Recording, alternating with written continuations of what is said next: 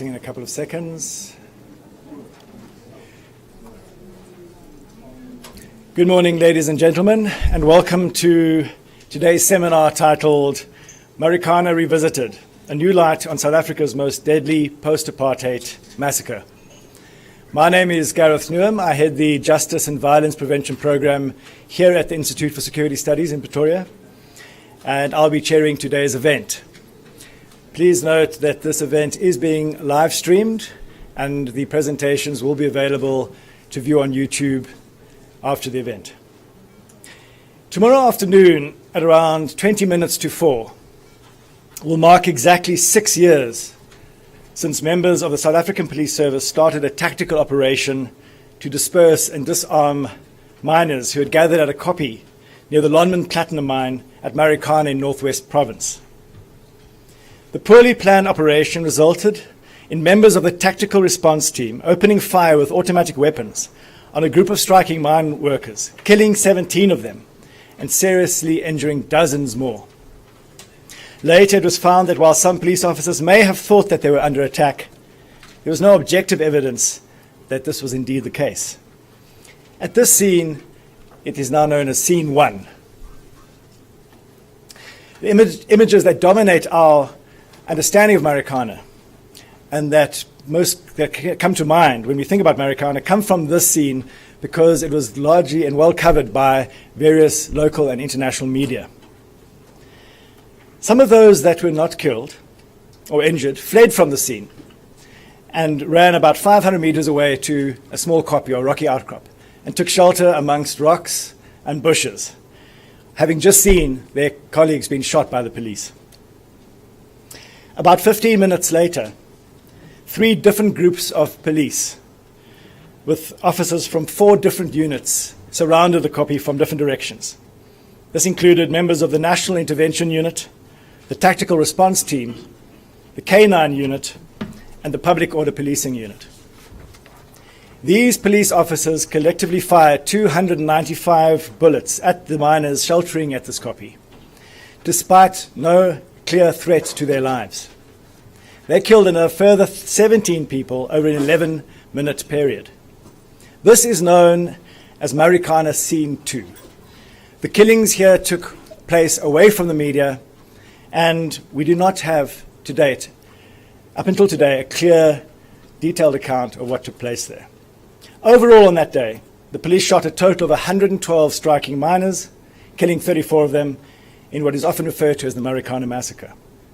This bloody event was a culmination of a violent week during which 44 people in total were killed, including 2 police officers. Then President Jacob Zuma established a commission of inquiry chaired by retired Judge Ian Farlam, who will address today's seminar. And we are very honored to have Judge Farlam here with us, and we look forward to his reflections and insights. The Marikana Commission rejected the South African Police Service version of events at Scene 2, as they did not accord with the forensic evidence that was available to the Commission. The Commission recommended, therefore, that the Independent Police Investigative Directorate, IPID, reconstruct the scene under the guidance of the Director of Public Prosecutions in the province, with a view of determining what happened and whether anyone could be held liable for the deaths and injuries that occurred there. To date, this has not happened. In April of this year, IPID told Parliament that they did not have the budget to reconstruct the scene. Consequently, until today, there is, as I said before, no detailed account of what happened. It is therefore the purpose of this seminar to launch a report that details what happened and why. The report was researched for the ISS and written by David Bruce, who's an independent policing researcher who has had more than 2 decades of working on policing matters in South Africa.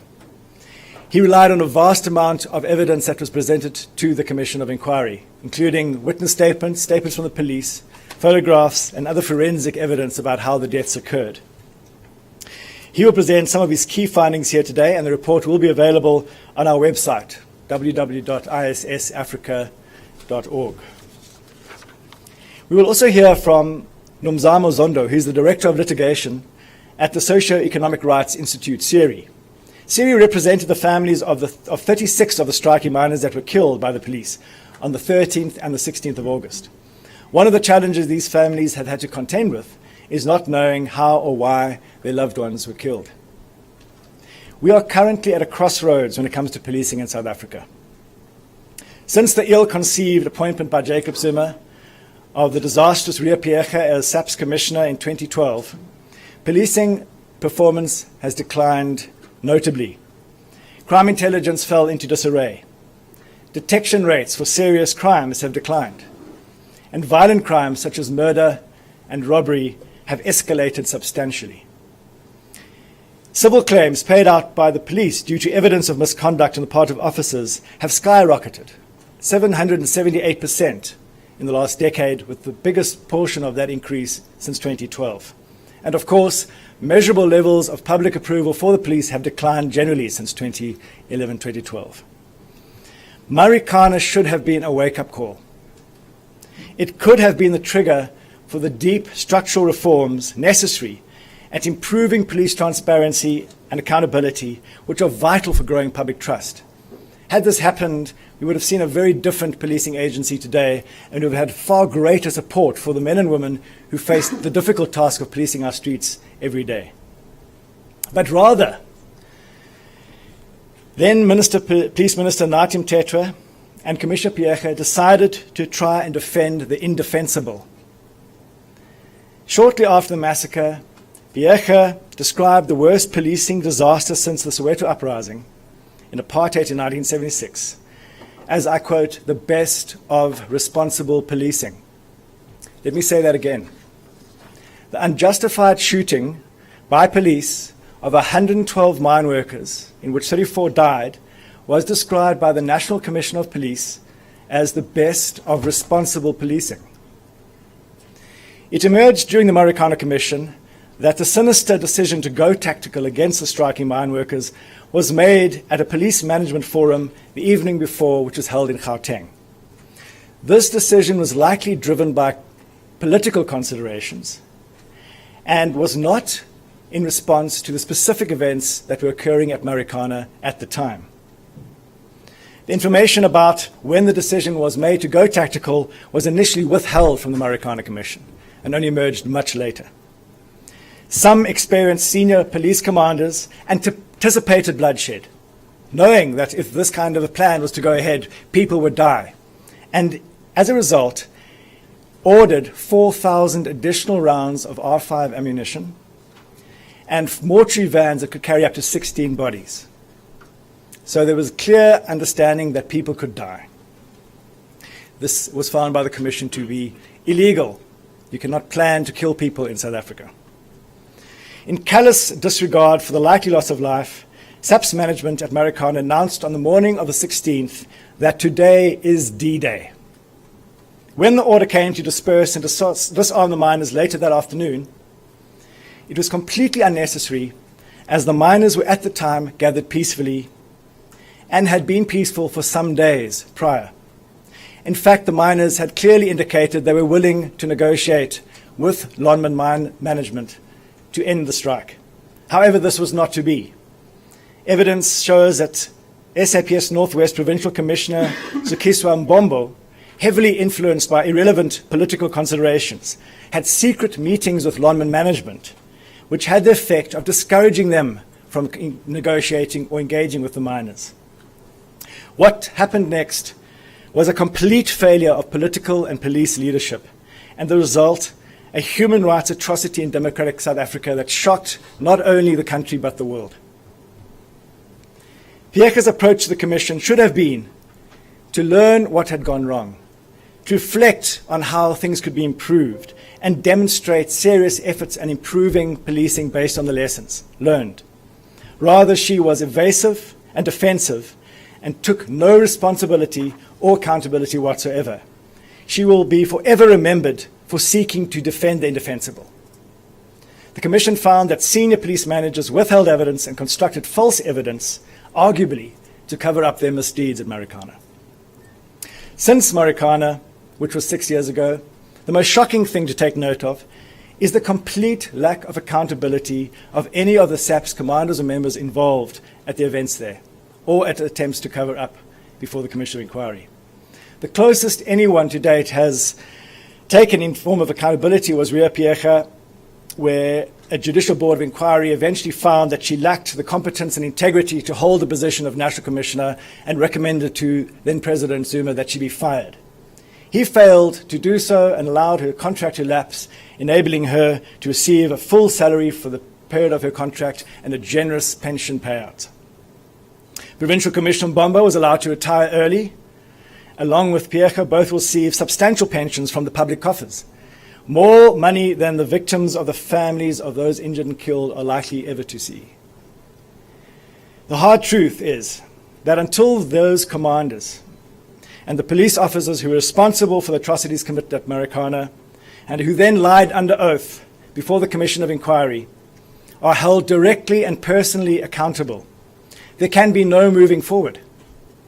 The blood of Marikana will continue to stay in the South African Police Service every year at this time until those who are responsible are brought to book. It is not fair that a relatively small number of police officials can damage the reputation of such a large organization. However, we now have new police leadership, a new president, a new police minister in the form of Bheki Cele, and a new National Commissioner, Kehla Sitole. They now have an opportunity to break from the past and finally put Marikana to rest. The South African Police Service needs to start by ensuring that they support criminal investigations into Piecha Mbombo and other SAPS officials where evidence of criminality exists. Indeed, there might be evidence to open a criminal investigation into Nathi Mthethwa. Then to assist the National Prosecuting Authority ensuring that convictions are secured against these individuals. Where possible, where there's insufficient evidence for criminal prosecutions, they should look at using evidence of misconduct to pursue disciplinary cases against those members with the aim of removing them from the South African Police Service. The public must be appraised as to all the action taken and to which police officers are accountable, held accountable, and for what reasons. Then we need a clear process of police reform. This reform plan, which should be presented publicly with very clear timeframes and clear objectives, has plenty to work with. It should be based on the recommendations of the National Development Plan, the contents of the White Paper on the Police, which was adopted a couple of years ago, the Marikana Commission recommendations, and the recommendations of a panel of experts that have spent the last 2 years looking at Marikana and what lessons could be learned for police reform. There are still many dedicated, highly skilled and experienced men and women of integrity in the South African Police Service who do their jobs with honor and do their jobs under very difficult circumstances and need public trust. But what they need is bold leadership that ensures that those with the skills, experience, and integrity needed rise up through the ranks and have a long and fruitful career in the South African Police Service, whereas those who bring the organization into disrepute for breaking the law, undermining the South African Police Code of Conduct and Ethics, have a very short lifespan in the South African Police Service. Therefore, our President, Police Minister, and National Commissioner have an opportunity to go down in history as the people who turned the South African Police Service around. An organization who is losing trust in the police could be turned around to one that gains trust from the public and is seen as a service that everybody would like to support. And we will see young men and women wanting to become police officers because you will be recognized as a highly trained, skilled professional dedicated to helping your communities. I'm going to end my introductory remarks now and just say that we want to thank the Open Society Foundation that funded the research into this report and funding a lot of the research we've done and seminars we do on police, and also the Hans Seidel Foundation that funds a lot of our work on policing and criminal justice reform in South Africa. The ISS is also grateful to the members of our partnership forum, which include the European Union and the governments of Australia, Canada, Denmark, Finland, Ireland, Netherlands, Norway, Sweden, and the United States of America. The format of today's seminar will be that David Bruce, who will come to the podium now, he'll present the key summary of the report, which is a very long report. It's about 130 pages long, with a lot of detail. So he'll give us a key overview of what the key findings were. I'll then hand over to Nomzamo Zondo to talk a bit from a serious perspective. They do a lot of work every year around the Marikana anniversary, and they continue to support the victims. And then I'm very happy to have Judge Ian Farlam here, and I'll hand over to him for some of his insights and reflections on the Commission and what he thinks post the Commission inquiry. So without further ado, I'll ask, and then once you've had all the presentations, we will end the live broadcast, and then I will mediate questions and discussion from the floor. So without further ado, David, please come to the podium.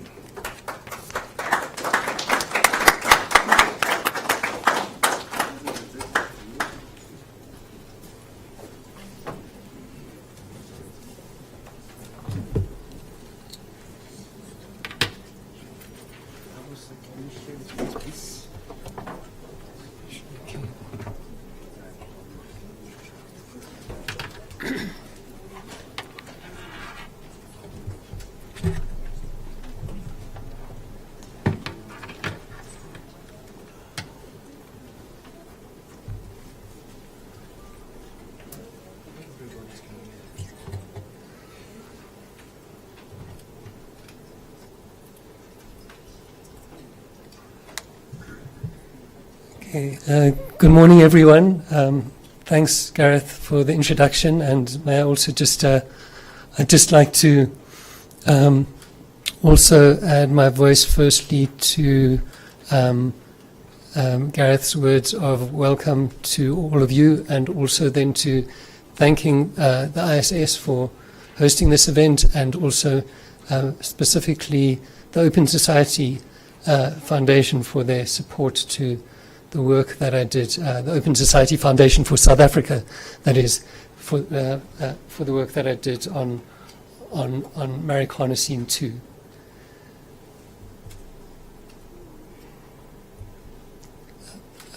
So I'm going to, I think I've got quite a long presentation and I need to be quite efficient in presenting it, and so I'm going to dive right in.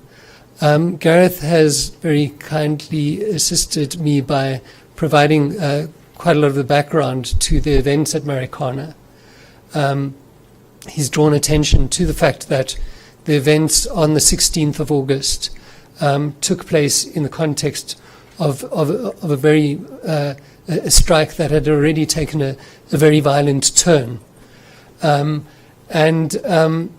so, as I think probably everyone here is familiar with the fact that there was a commission of inquiry chaired by Judge Farlam.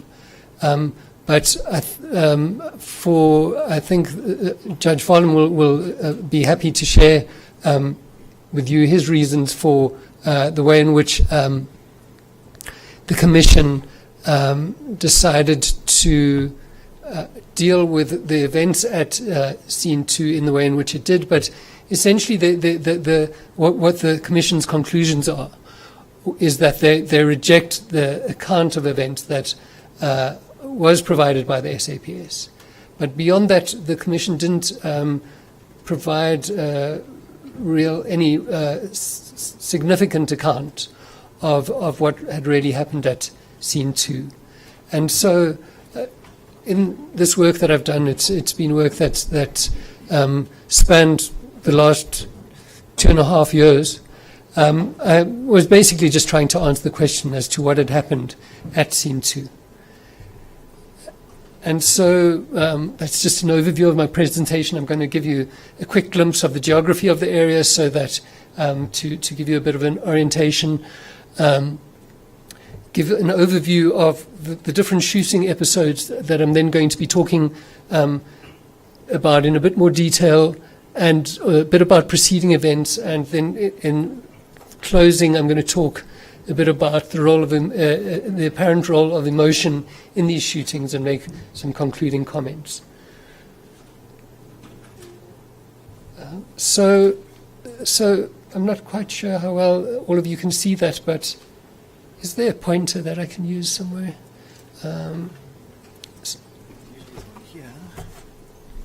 Is that one? Is it the pointer? No. Okay. Anyway, so I'll do that. It's okay. Don't worry. Okay. So that's. I'm not sure if it's taken from a satellite or what, but it's quite a overall view of the area that we're talking about.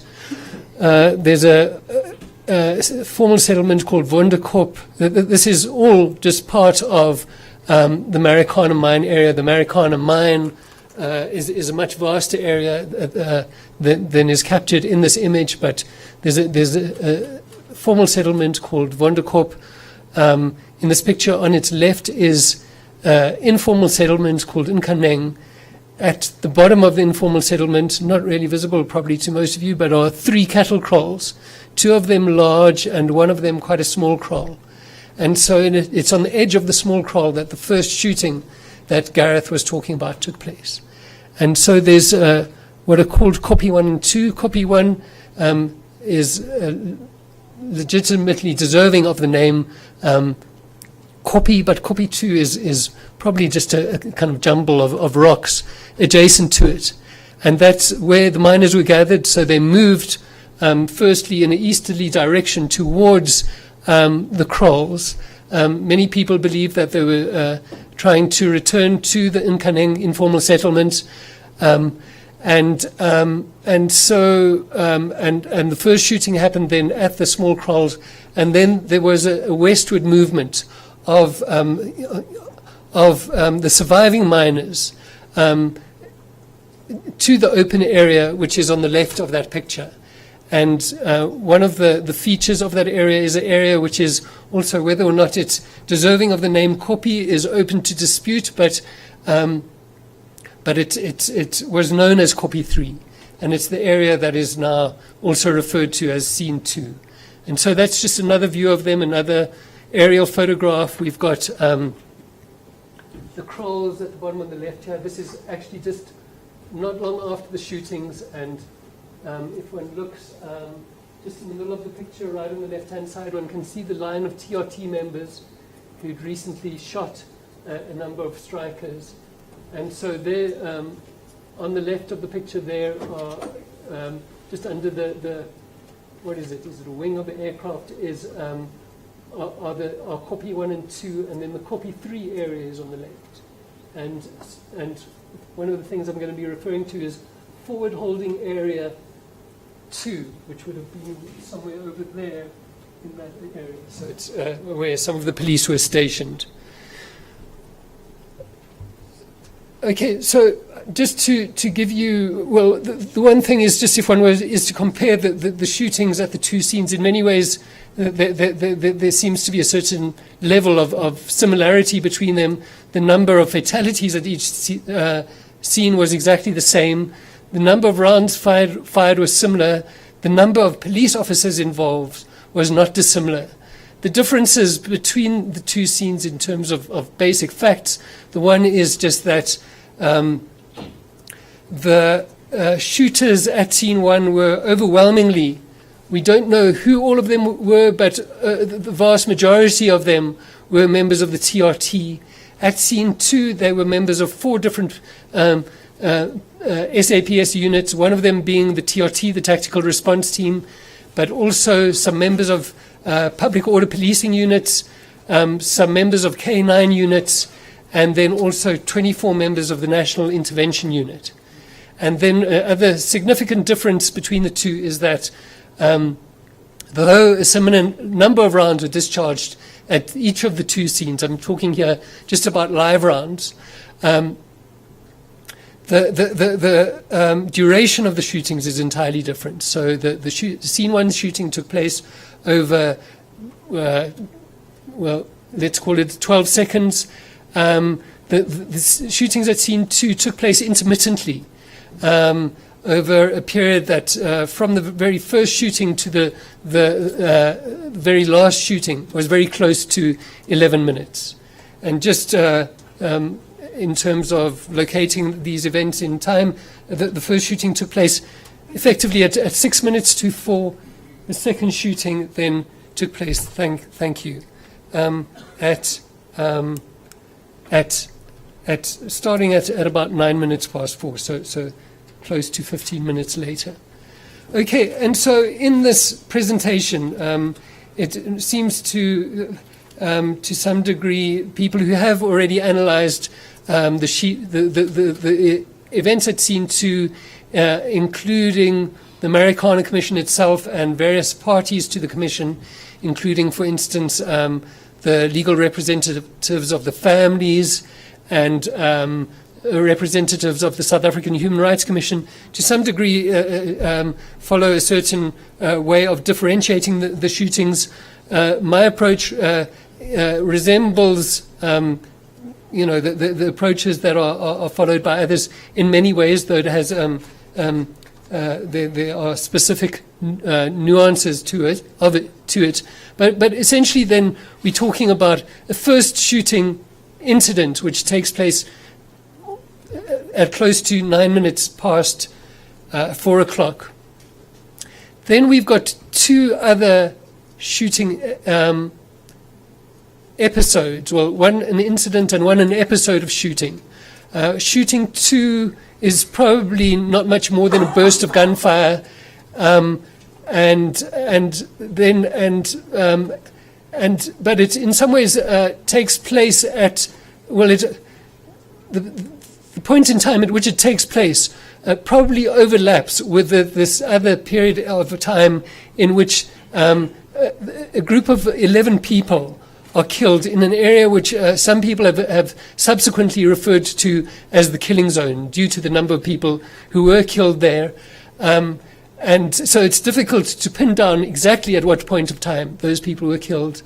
And then after the shootings have died down, there's a man who makes a run for it on the north side of this whole area, and he is shot by members of the South African Police Service. And so then we have 3 other victims. We have, effectively 2 other victims. We've got a man called Mr. Sagalala, who dies in one of the police cantors. The circumstances in which he died were ones in which the strikers who were being held in the police van with him had said to the police, "This man is seriously injured, he's dying," and the police who they'd spoken to had dismissed this. They'd said, "He's fine, just let him die." And so reflecting quite a antipathy on the part of the police towards the strikers at scene 2. And then we've got, and so we've got 2 people who died in hospital. Mr. Mohai, you'll see his name over there. From photographs that were taken shortly after the shooting, we know that he was shot amongst this group of people. But then we've got one man, Mr. Ntsuele, who's we don't know where in the at scene 2 he was killed. Okay, and so those are again the 4. So these are letters that were allocated to the bodies by the crime scene officials from the SAPS initially. So we've got the first shooting there on the far west side. We've got the shooting that I refer to as shooting 2, which is the shooting of these 2 people on the east side of this big rock formation. We've got this group of people killed in this area here, and there's cut things short because this man here appears to also have been killed by shooters who were positioned on these rocks over here. Inclined to his name is Mr. Kalabile, and my inclination is to see him as one of the deaths in this area, so I classify his death as one of this group of deaths, so part of shooting 3. And then we've got Mr. Mpumza, the last person to be fatally injured on the north side there. Okay, and so what's generally understood, this isn't contested in any way, is that we have essentially 3 groups of police approaching the police. I referred to forward holding area 2, so those the FHA 2 reference is a reference to forward holding area 2, and so there was a group of people positioned at who were supposed to deploy after the launch of the operation from this forward holding area, and so they approached on the west side. Eventually, this group of police became quite dispersed. Some of them entered what is a dry dam there.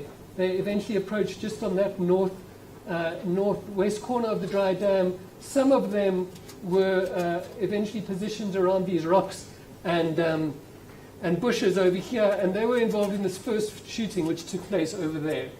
And then these are vehicles of the K9 unit. They came from Forward Holding Area 1. They were under the command of someone called SAPS Major General from the Northwest Head Office called Major General Naidu. But what happened was that also there were some members of the TRT who'd been part of this Forward Holding Area 2 group, and they also moved along onto the south side here. And so they were involved in the shootings from the south side, along with members of the K9 unit firing into the Kopi 3 area. And so then finally you had members of the National Intervention Unit. It was the total number of members who eventually approached Team 2 was 78. They approached also in a line formation. You can see the north end of the line there. These members of the NIU here were completely uninvolved in the shooting. But a group of members who had approached in this area here were first involved in the shootings of the victims who I call, who are classified as A and B, Mr. Mdizeni and Mr. Telejane on the east side of the Kopi there. And then some of the people, some of the NIU members who had been involved in that shooting and some others then moved on to the top of the rocks here and were involved in shooting down into this killing zone area. Okay, and so that's just, again, in many ways, just a summary of what I've told you already. So we've got shooting 1. The police officers involved there are from Public Order Police Unit. Shooting 2 is the National Intervention Unit. Shooting 3, we've got effectively police from 3 different units involved. The K9 unit and the Tactical Response Team members on the south side, and then members of the National Intervention Unit from on top of the high rocks. And there's also a shooting position just adjacent to the high rocks, which I think the independent forensic and ballistic experts labeled shooting position 22 and 23, which is also might have involved shooters from the National Intervention Unit. And then members of the Tactical Response Team are the shooters who are known to have been involved in the shooting of Mr. Mpumza. There's unanswered questions about a 4th shooter who was involved in that incident and whose identity is unknown. And so then that's another bit of data about the shootings. You can see that there was a total of 57 shooters involved in discharging their firearms, according to information provided by the SAPS. This is at scene 2. And you can see there were 11 each from the Public Order Policing units, the K9 units, and the Tactical Response Team units. And then there were 24 members from the National Intervention Unit. The Special Task Force also had personnel who were immediately, right at the scene from early on in the event there, and they didn't discharge any rounds at all.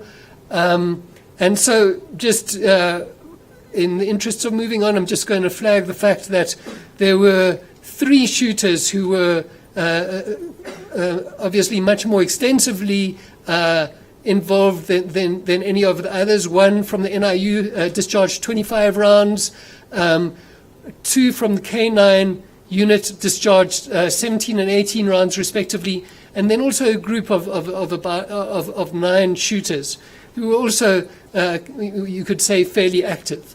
At the end of the day, we don't know which one of, we aren't able to identify which shooters actually killed people. So it might be shooters who discharged, in this group over here, who are amongst those who contributed to the fatalities. But I think, one of the limitations of the work that I've done is just that I've tended to focus on the shooters who've were associated with a greater number of rounds discharged. Okay, so then the point's already been made that the events on the 16th took place against the background of a violent strike. There is a long discussion that we could have about how the way in which the violence unfolded and the factors behind the violence and so on. I'm not going to have that now, but I want to make a note of the fact that the strikers, some of the strikers, so we're talking about the general figure that's used is a group of about 3,000 strikers who were gathered on the koppies during the days of the strike. By the time that the police operation was launched on the afternoon of the 16th, that number is supposed to have dropped to about 1,600. But nevertheless, it wasn't all of these 1,600 people who were implicated in violence. Insofar as I've thought about it, I've thought that there might have been 20 to 30 people amongst the strikers who might have, because there were various acts of violence. But if one's talking about, for instance, there were a number of incidents where people were killed by strikers, so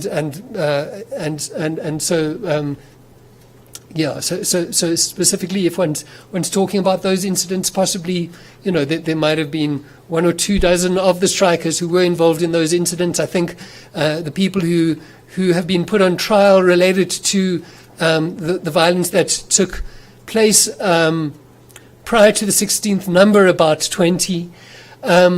But just what's obviously significant in relation to later events, above all other events, is this incident that takes place on the Monday afternoon, 3 days before the 16th, where, again, what in terms of, again, we can talk about in some detail about what actually happened, but its significance in terms of what happened on the 16th is in relation specifically to how police would have understood what had happened. So the facts that emerged at the Marikana Commission were more complex and intricate than this. But basically, many of the police on the 16th would have understood that strikers had attacked members of the SAPS. They might have seen the attack as basically unprovoked, and that 2 SAPS members had been killed by strikers. And so they would have seen the strikers as presenting a possible danger to them, and would have been likely to have been afraid of the strikers in some ways, especially about the possibility of engaging with them at close quarters. And so then moving from the 13th to the 16th, we then as is readily apparent, my presentation is about scene 2, but what had happened immediately before the events at scene 2 were the events at scene 1. And so, as Gareth indicated, the evidence before the Commission didn't enable the Commission to reach a conclusion that the strikers had been attacking the police. I think, people who've engaged with the information on this question will all acknowledge that the information is very complicated. But one of the interesting pieces of evidence that was presented to the Commission was a reconstruction of the video material. It effectively integrates video material from 10 different video cameras, including television cameras and security cameras that were positioned in the vicinity of the Scene 1 shootings, some of them a fair distance away. And so I would encourage people who have the chance to have a look at that. But, I'm persuaded by that video material that the strikers weren't attacking the police at this point, but I accept the conclusions of the Commission that many strikers in the TRT, many police in the TRT line believed that they were being attacked by the police, or at least some of them did. And so what's particularly significant also is that the members of the NIU were positioned behind the TRT line. And so whatever was perceived by members of the TRT, or whatever the perceptions of the TRT may have been, the perceptions of the NIU are likely to have been similar. And so it's likely that many of the NIU members who then approached Scene 2 after the Scene 1 shooting would also have been believed. And so you can imagine a group of people approaching Scene 2, they're police, many of them carrying R5s, and their approach, their understanding is that they're dealing, no doubt many of them, or perhaps many of them didn't differentiate between the strikers, see them collectively as a group of people who've attacked the police on Monday and now attack them again at Scene 1, sorry.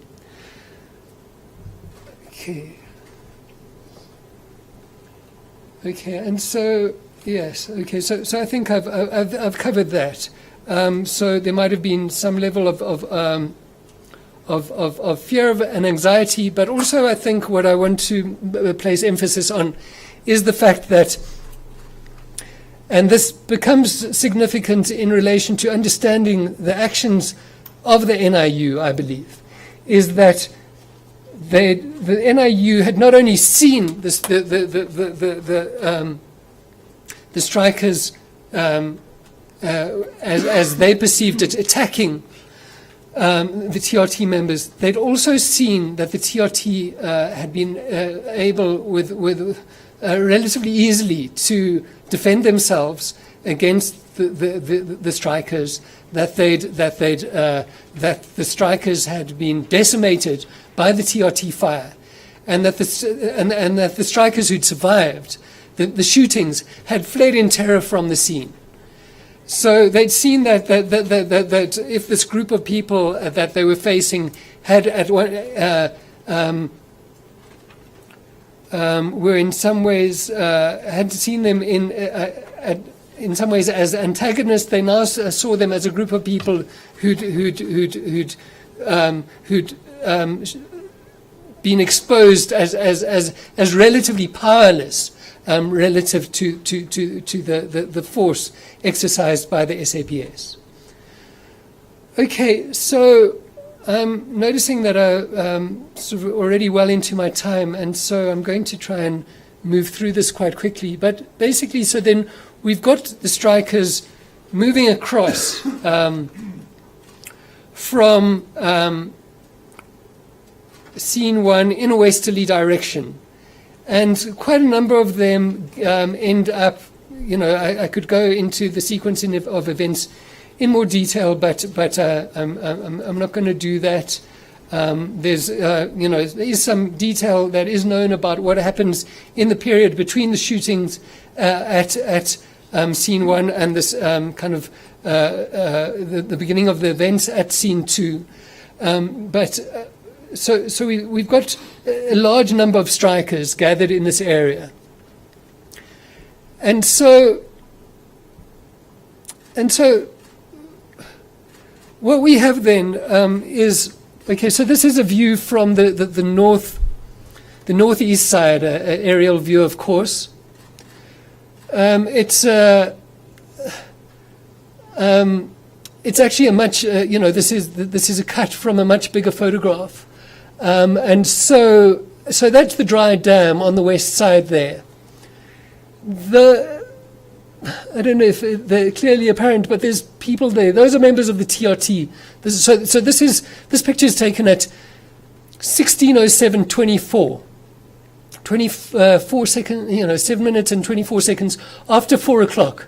And these members of the TRT from Forward Area 2 are just arriving at the edge of the dry dam. There's strikers scattered around here in this area here. In the original picture, you can also just make out some figures, roughly, what would be there in the picture above the edge of the picture here. And so that would appear to be the group of people who eventually arrive behind this copy, behind these rocks and bushes here, and they primarily are members of public order policing units, and they are the people who discharge their firearms at a group of strikers who burst out of the copy on the west side there. So now, what was going on there? The one reasonable possibility seems to be that, the strikers had been fleeing in a westerly direction. They'd gathered in this area. What is known, so at 16:07:24, when this picture is taken, this water cannon is already directing jets of water into the area. This water cannon is putting out a fire on the south side, but about 6 seconds later, it moves its jet of water also into this area. So there's pressure on the strikers from the water cannon to move out of this area. And so it seems that in response to the water cannons, a group of strikers decide to make a run for it on this side. Whether they knew that these SAPS members were already there, these ones are already there at this point, but they may not have been clearly visible to them.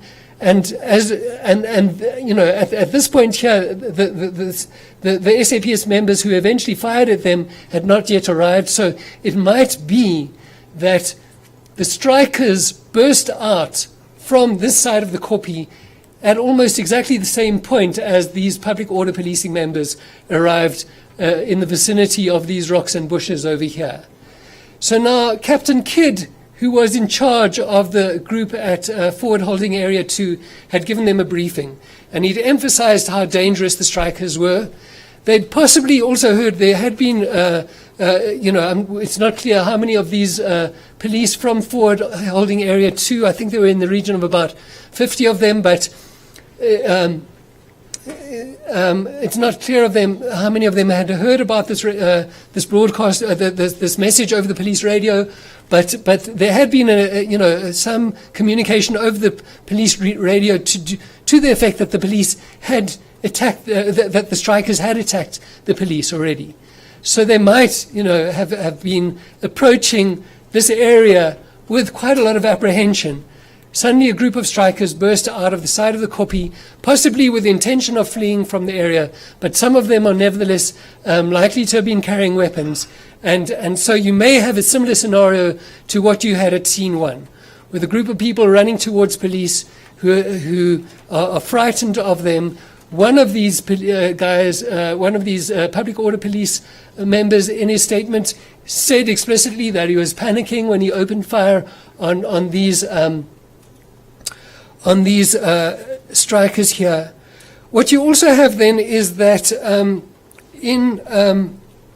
so on the night of the 16th, General Piega received a statement from explanation. It was a few lines about what had happened at scene 2.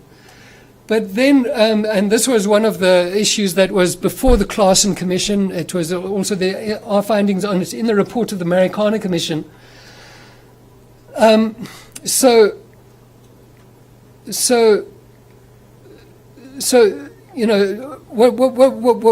General Piega then did the following day was she modified the account that she'd received from the commanders at Marikana.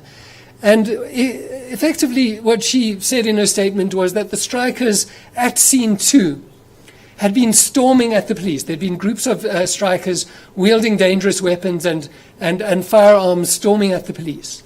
And so if you look at the statements that are provided to the IPID by members of the SAPS in the week after Marikana, it seems clear that many of them use the kind of media statements provided by Ria Piega as a template for their own statements.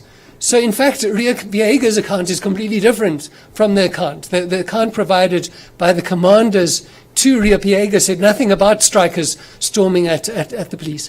But nevertheless, so you've got quite a few strikers, SAPS members in their statements saying that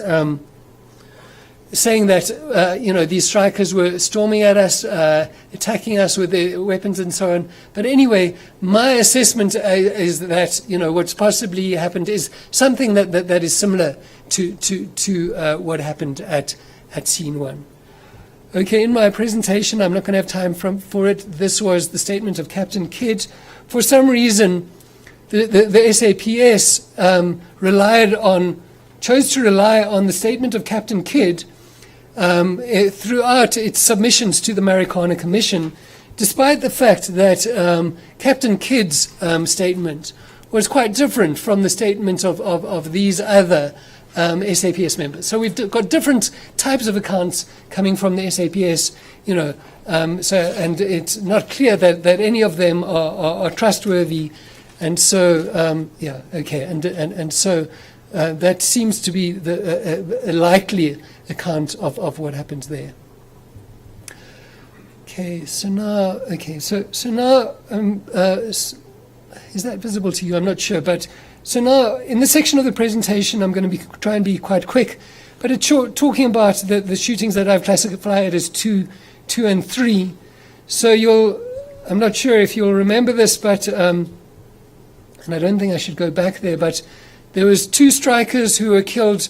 There's that kind of large rock formation in fairly central to this what I've called the Scene 2 area, and there were 2 strikers who were shot dead on the east side of that rock face, and then there's a group of strikers who killed in that group.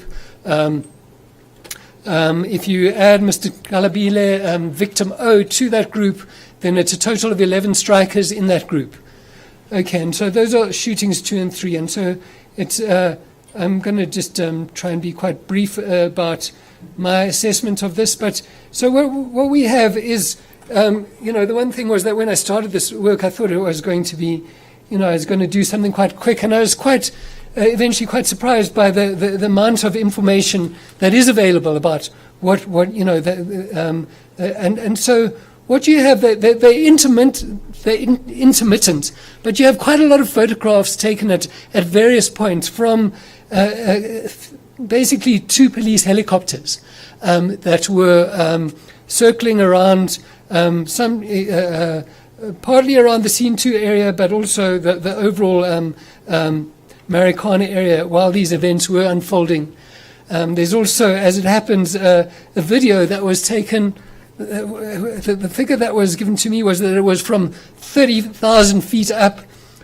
Whatever the distance was, it was pretty high up. But nevertheless, it is, for instance, particularly in identifying exactly when the water cannons were being used during this whole episode. That footage from the Lonman security camera at quite a great height above the Scene 2 events, and nevertheless does have some utility. Okay, so you've got a series of images. This is from the north side. Basically, there's not that much you can see. This is a northeasterly picture. There's the rock formation. This is, the northwest SAPS water cannon, and that would be roughly this kind of killing zone area where most of the people are killed. And so then you've got this image here, which is also taken from a similar direction, but from a slightly higher angle. So that's so this is the group of people who kind of huddled in this area. That's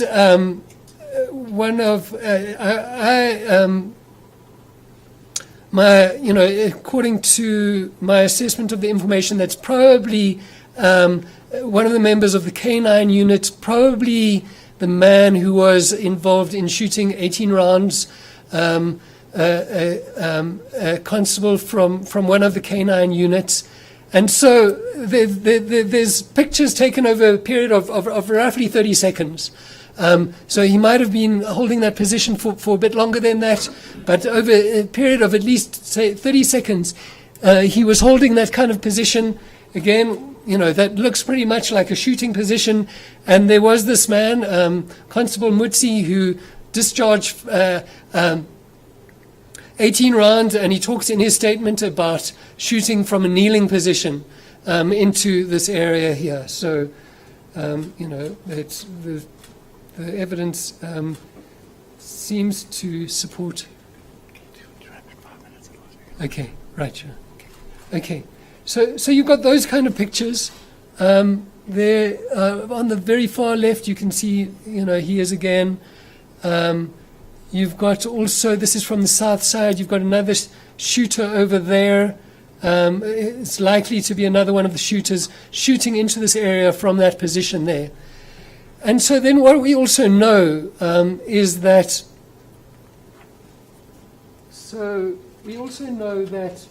the NIU members were positioned on this side. They were initially involved in the shooting, or what's likely at least, is that they're from cartridge cases that were found on this side, was that they initially fired at victim A and B on the west side of the rock formation. Mr. Telejani and Mr. Mdizeni appear to have been moving, possibly running in a northerly direction, possibly trying to escape from, the general air, situation, and from this group of NIU members, and they were both shot in the right sides of their bodies, and so there's NIU cartridge cases found in this area, and then some members who were NIU members who were involved in shooting from these positions then move onto these high rocks here. There's 3 who were involved in shooting from here, whose cartridge cases were also found up there, along with 2 cartridge cases from 2 other NIU members, and one from Major General Naidu. And the ballistic evidence appears to show that some of the firearm discharges into this killing zone area were from the shooters positioned on top of these high rocks here. Okay, and so I need to move forward very quickly. There's one of the accounts that comes from a commander of this SAPS in Yala. You can see this is about just before 15 minutes past. Then Inyala was driving into this area, and at almost exactly 15 minutes past, there's a picture of it positioned right in the middle of the area, as it happens between the higher rocks and the killing zone area. Now, the full story here is that in the initial statements submitted by these members, the members in this Inyala, they didn't give any account, give any indication that they'd witnessed any of the shootings at scene 2 or even been present here. But basically, after they'd been confronted with the fact that there were photographs showing the Inyala in this area, they were asked to provide statements, and many of them provided statements talking about the shootings, that witnessing the members coming over the rocks, shooting into the killing zone area, and confirming that there was no one shooting at any of the NIU members from that area. Okay, so I've gone way over time already, and so I'm going to be very quick. Basically, there's no evidence that any of the strikers shot at the police. This issue about whether strikers were attacking the police is a bit more intricate.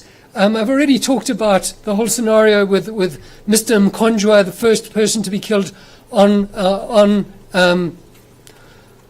on the west side. I've suggested that those, the evidence supports the conclusion that those strikers were trying to make a run for it from the west side under pressure from the water cannons. They possibly weren't aware that there were police even positioned there. The intention wasn't to attack the police.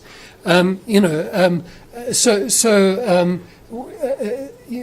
at least seems to be what's likely to have happened, though one can't, completely exclude the possibility that some of them may have wished to attack the police. And so then you've got the case of Mr. Mpumza, the very last victim. And I'm going to just take a few minutes to return to him. In the moments before he's shot, he does raise an assegai against an SAPS member. And so we'll talk about him in a few moments. But basically, beyond those two people, there's no evidence. And the SAPS could not provide any evidence that any one of the people there was who were killed at scene 2 was attacking an SAPS members. And the positions in which they shot, the ballistics evidence and all of it support the conclusion that they were killed in circumstances where they weren't attacking members of the SAPS. Okay, so I've got 4 slides of this, but I'm just going to deal with it this way. A lot of people have started using the term crossfire to talk about the situation at scene 2, the shootings at scene 2. So now, as I've shown, and as is generally accepted, the police units approached scene 2 from different sides. One thing that I haven't, of course, emphasized is that there was no central command being exercised of these different police units.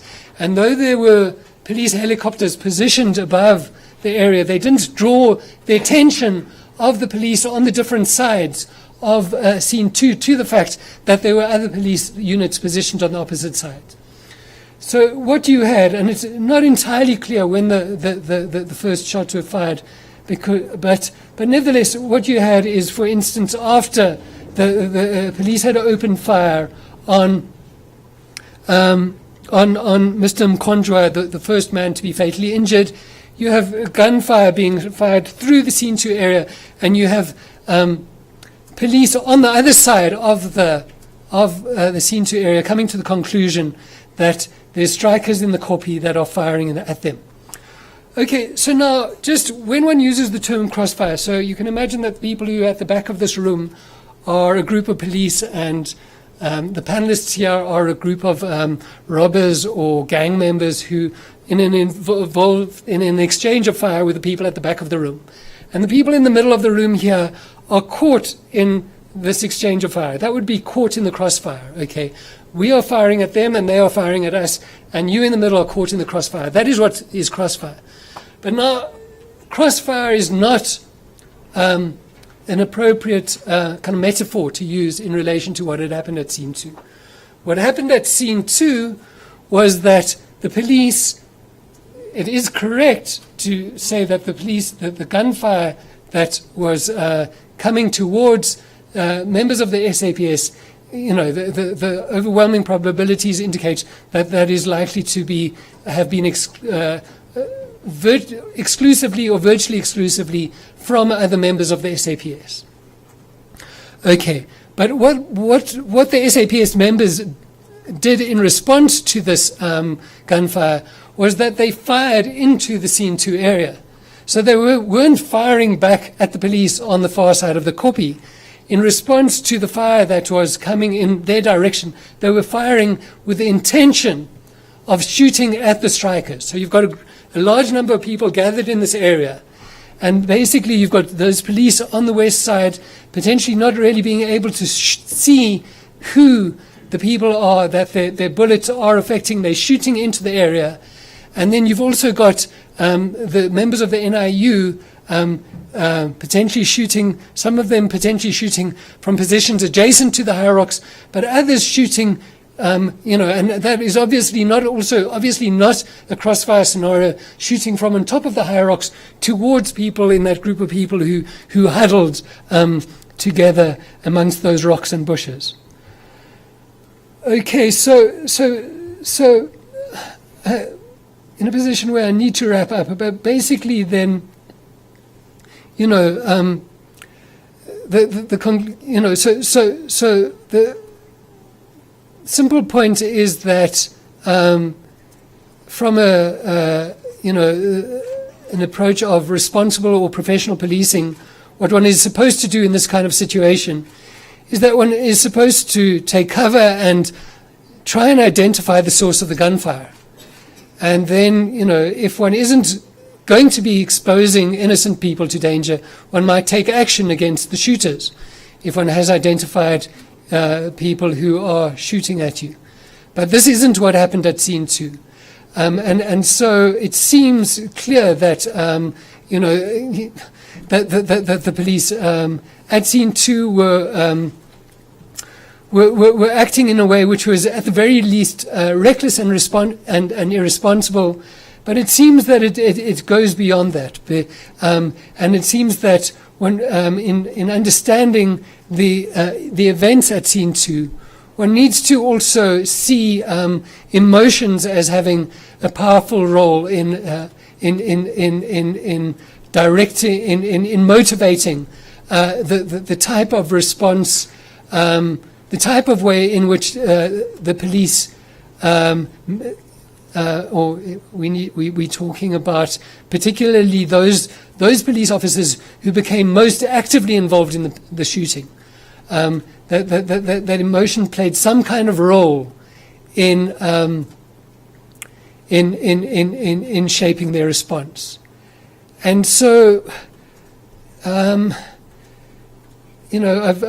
got a couple of slides here which talk about what those emotions, are likely to have been. They might have been partly emotions which are vindictive and kind of punitive ones.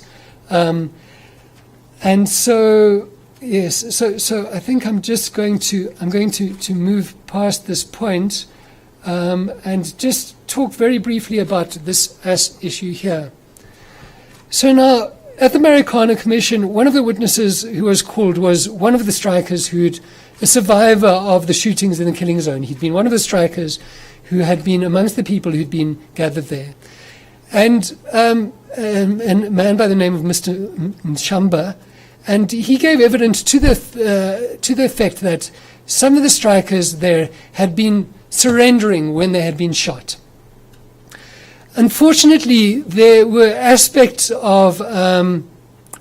Mshamba's evidence which were open to question. And so the Commission was not in a position where it could confidently accept Mr. Mshamba's evidence. So anyway, what I did was I looked at, in the region of 200 strikers, statements from strikers. I eventually came to the conclusion that about 153 of them appeared to be relevant to what had happened at scene 2. So now, these statements from strikers were taken in the 5 days after the 16th. What had happened was that strikers at scene 2 had been arrested. Well, let's first make note of the fact that some of them were seriously injured, and those people who survived were taken to hospital. Okay, so there were some people in hospital, some people who were not in a fit state to give statements to the Independent Police Investigative Directorate. But nevertheless, there are some statements from people who are hospitalized. But then there were I think it was supposed to have been in the region of 270 people who were taken to police stations. And they were distributed amongst 4 police stations. So in the situation in which they were, it would not have been possible for them to collude in producing a common narrative. Over the 5 days that followed, there was basically, of the statements that I analyzed, only one was taken on the Friday. But starting on the Saturday, the IPID was involved in a systematic process of collecting statements from strikers who were being held in police custody and at the hospitals. And so from these independent locations in the period immediately after after after the shootings. There's independent accounts from. Well, I had 57 statements from strikers that that indicated that they'd witnessed people being shot while surrendering. What I'd also then did in this process of analysing the statements was I discarded some of them because some of them had features which indicated that they might be unreliable in a similar way to the way in which Mr. Mchamba's evidence indicated, had features that indicated that it might be reliable. So I only retained the statements that didn't have features that indicated that they might be unreliable. I retained the statements that appeared to be reliable, and amongst those there were 46 statements that indicated that strikers had been shot while they were surrendering. They also indicated, and I'm going to wrap up now, Gareth, but they also indicated that strikers, and not just these 46 statements, there were about 90 or 100 of them that indicated that strikers were systematically assaulted by police at scene 2 in the aftermath of the shooting. They also indicated that, there's about 4 or 5 of them that appear to be, have been taken from strikers who were in the van with Mr. Sagalala while he was breathing his last breaths. They appealed to the police to provide him with medical assistance, and there was this dismissive response from the police. I mentioned that earlier. And then you also, just as a further confirmation of the veracity of these statements, because these statements, it shows that these there wasn't an agenda behind these statements. These were objective accounts of what had happened at scene 2. 14 of the statements, including 7 of the statements that say that people were shot while surrendering, confirm something which is attested to by 2 of the commanders who were present at scene 2, which is that they were calling on the SAPS members to cease fire, but that that the shooting continued, notwithstanding their calls. Okay, so that's in some ways okay. I'm going to just it's going to be very quick. Yeah. So then we've got Mr. Mpumza. We don't know what part of the events at scene 1 he had witnessed. But he might have witnessed his colleagues being gunned down there. He then might have been amongst the group who fled from scene 1 to scene 2. He was at scene 2. He would then have witnessed his colleagues being gunned down there. He would have also witnessed many of his colleagues being assaulted by members of the SAPS. He then made a run for it, and in the final moments before he was killed, he raised his assegai against an SAPS member. He was gunned down by the SAPS. Whether it's correct to say that Mr. Mpumza was attacking the SAPS or not seems to me a bit more complicated than that. The SAPS itself has not given a full account of the killing of Mr.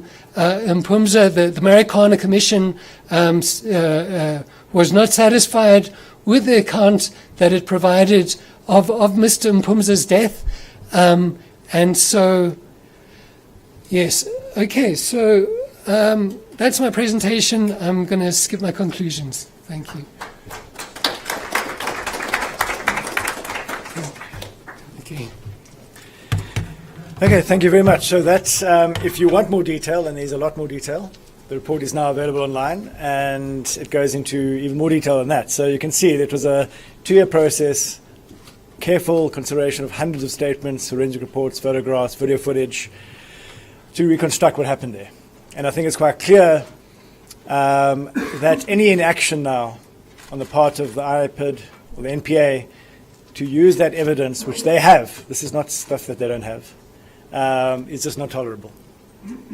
So without me saying any further ado, I'd like to please welcome Nomzamo to the podium and have an input from Seri. Thank you very much. Yeah. Good afternoon. Firstly, I'd like to thank ISS for inviting Sari to come speak at this seminar.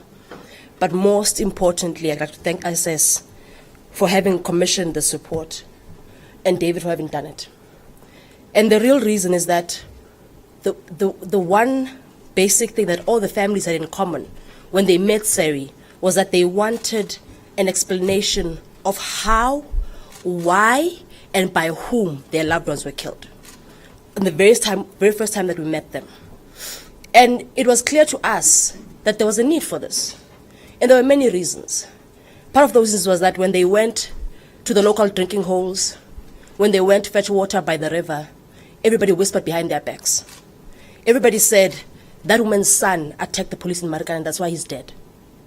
When they watched the TV, Ria Piecha was there, saying this is the best of responsible policing. So for them, they needed an account. And unfortunately for them, the president, when he started the commission, said the commission must establish the precise facts and circumstances under which any force was used. Not even just lethal force, but any force was used. But it got to a point in the commission that everything became about the apportionment of blame. Everybody was covering themselves, saying, I'm not responsible, I'm not responsible, and I'm not responsible. And it got to the point where we had our president at the commission giving evidence. And when he gave his evidence, he is quoted in the beginning of the SAP's heads of argument. And they quote him saying, this tragedy happened as a result of a collective failure by many role players and stakeholders. And he says, we must take collective responsibility as a nation.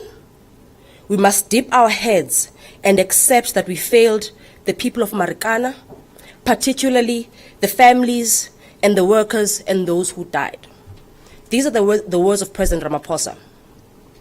But then comes along the report of the commission.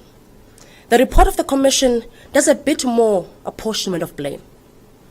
In the report of the commission, a lot more blame is actually apportioned to the workers.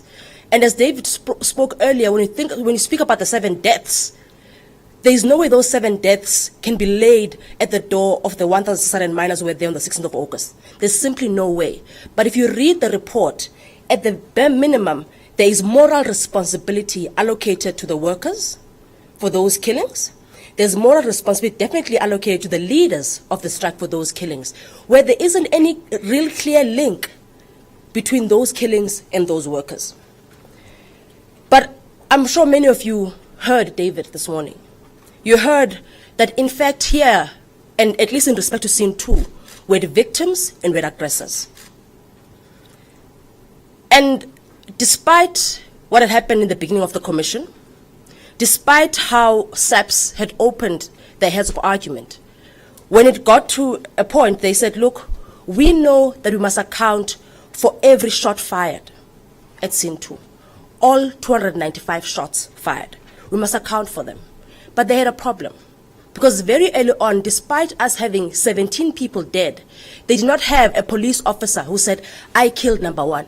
I killed body A, I killed body C, I killed body F. They didn't have that. That's the problem they had. But even more importantly, they didn't even have accounts that could maybe say, we can actually link body C to this gun. We can link body N to this shooter, because the police had lied. The police had lied about shooting people. They'd lied about people dying as a result of that.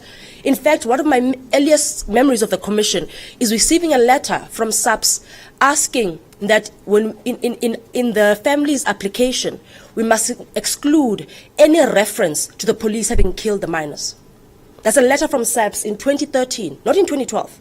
In 2013, they say, you can't, if you want us to agree to the admission of this evidence, you can't include a sentence that says the police killed the miners. But it gets worse. It gets worse because in the close to 300 days in the commission, the victims are ignored. I'm not talking here about the report. I'm talking about the commission itself. In the commission, the victims have to fight to say, we want to tell you how this massacre has affected us. And they succeed in that fight. And I guess it's half a victory, because those victim impact statements are heard on a day that the commission is not sitting. The legal teams are not required to be in that hearing, but the families continue anyway.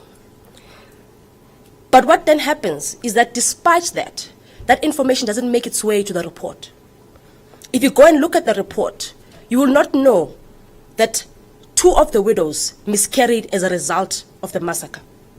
If you go and look at the report, you will not know that 2 family members died on hearing that their son died. If you go and look at the report, you will not know how this massacre affected the children of those minors, how it affected their family members. And the reason I'm saying this is not because I want to sound radical or try and intimidate SAPS, is that is a bearing on today. That has a bearing on whether or not policing post-Marikana will change.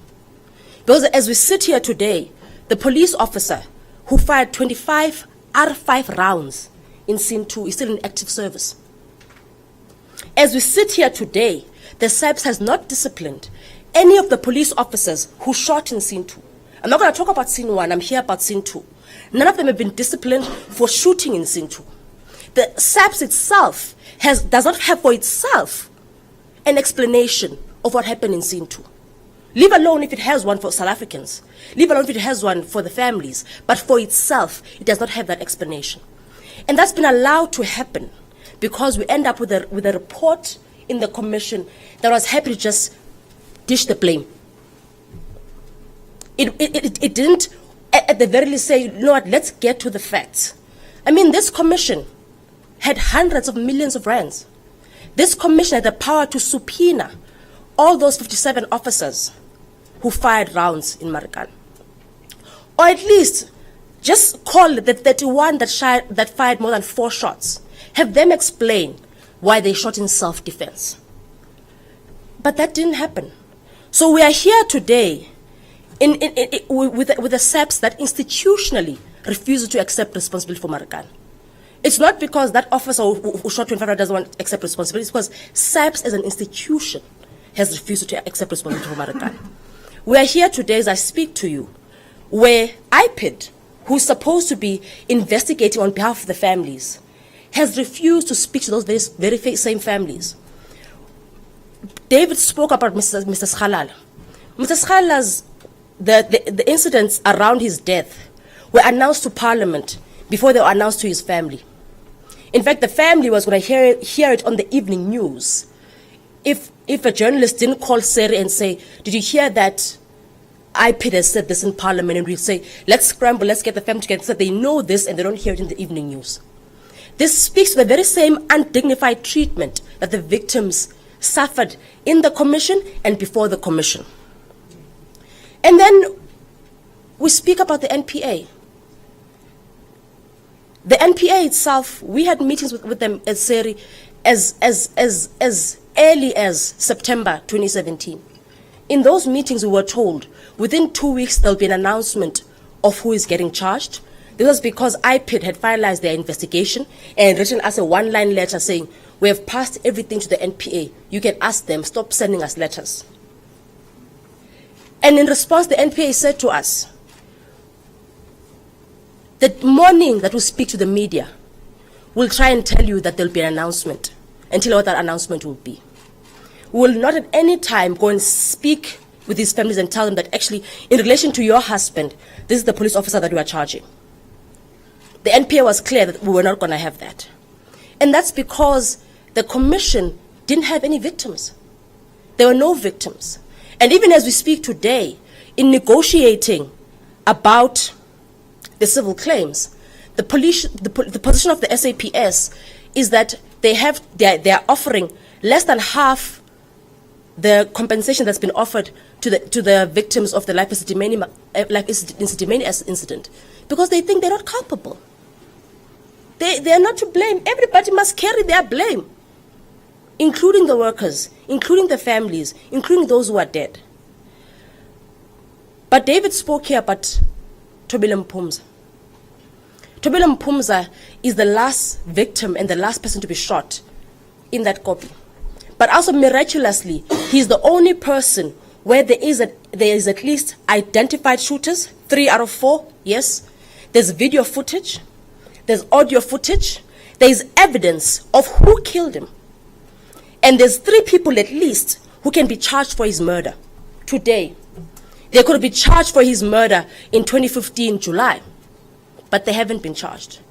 Ask yourself why. Or at least ask yourself, how do the families of the deceased feel about that?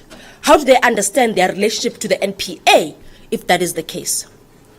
And maybe it doesn't matter. It doesn't matter that 36 families from the Eastern Cape, from Swaziland, from Lesotho, lost a father, a son, a husband, and had that lied about.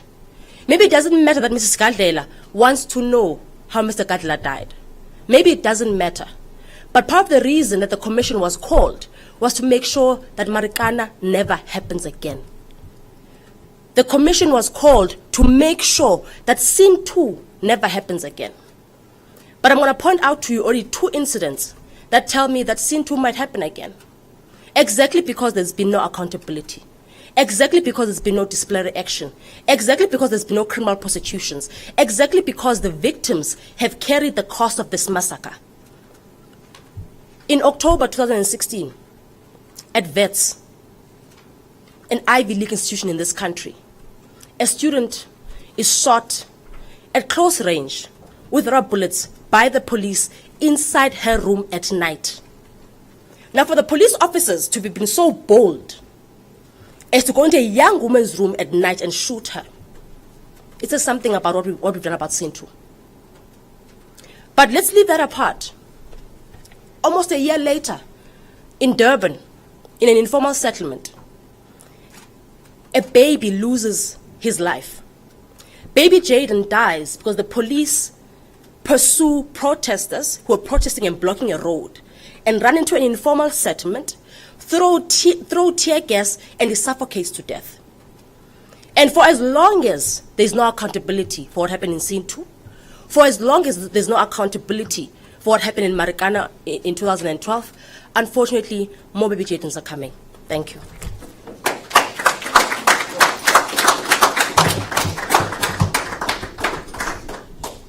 Okay, thank you very much for that powerful statement from Nomzamo. I'm now going to hand over to Judge Ian Farlam, who chaired the Commission of Inquiry. Not an easy job, especially when the people who are responsible for killings are doing everything they can possible not to support the Commission of Inquiry. So I'll, without further ado, hand over to Judge Farlam, and then we'll take some questions and discussion. All right. Thank you very much. And I would thank the Institute for Safety and Security for inviting us to, sorry, what do you call this? Institute for Security Studies for inviting me and making it possible for me to attend today. This important discussion of what I regard as a very important report. Those who've read the report will realize that we had a serious problem in relation to possible criminal charges. Let me explain why.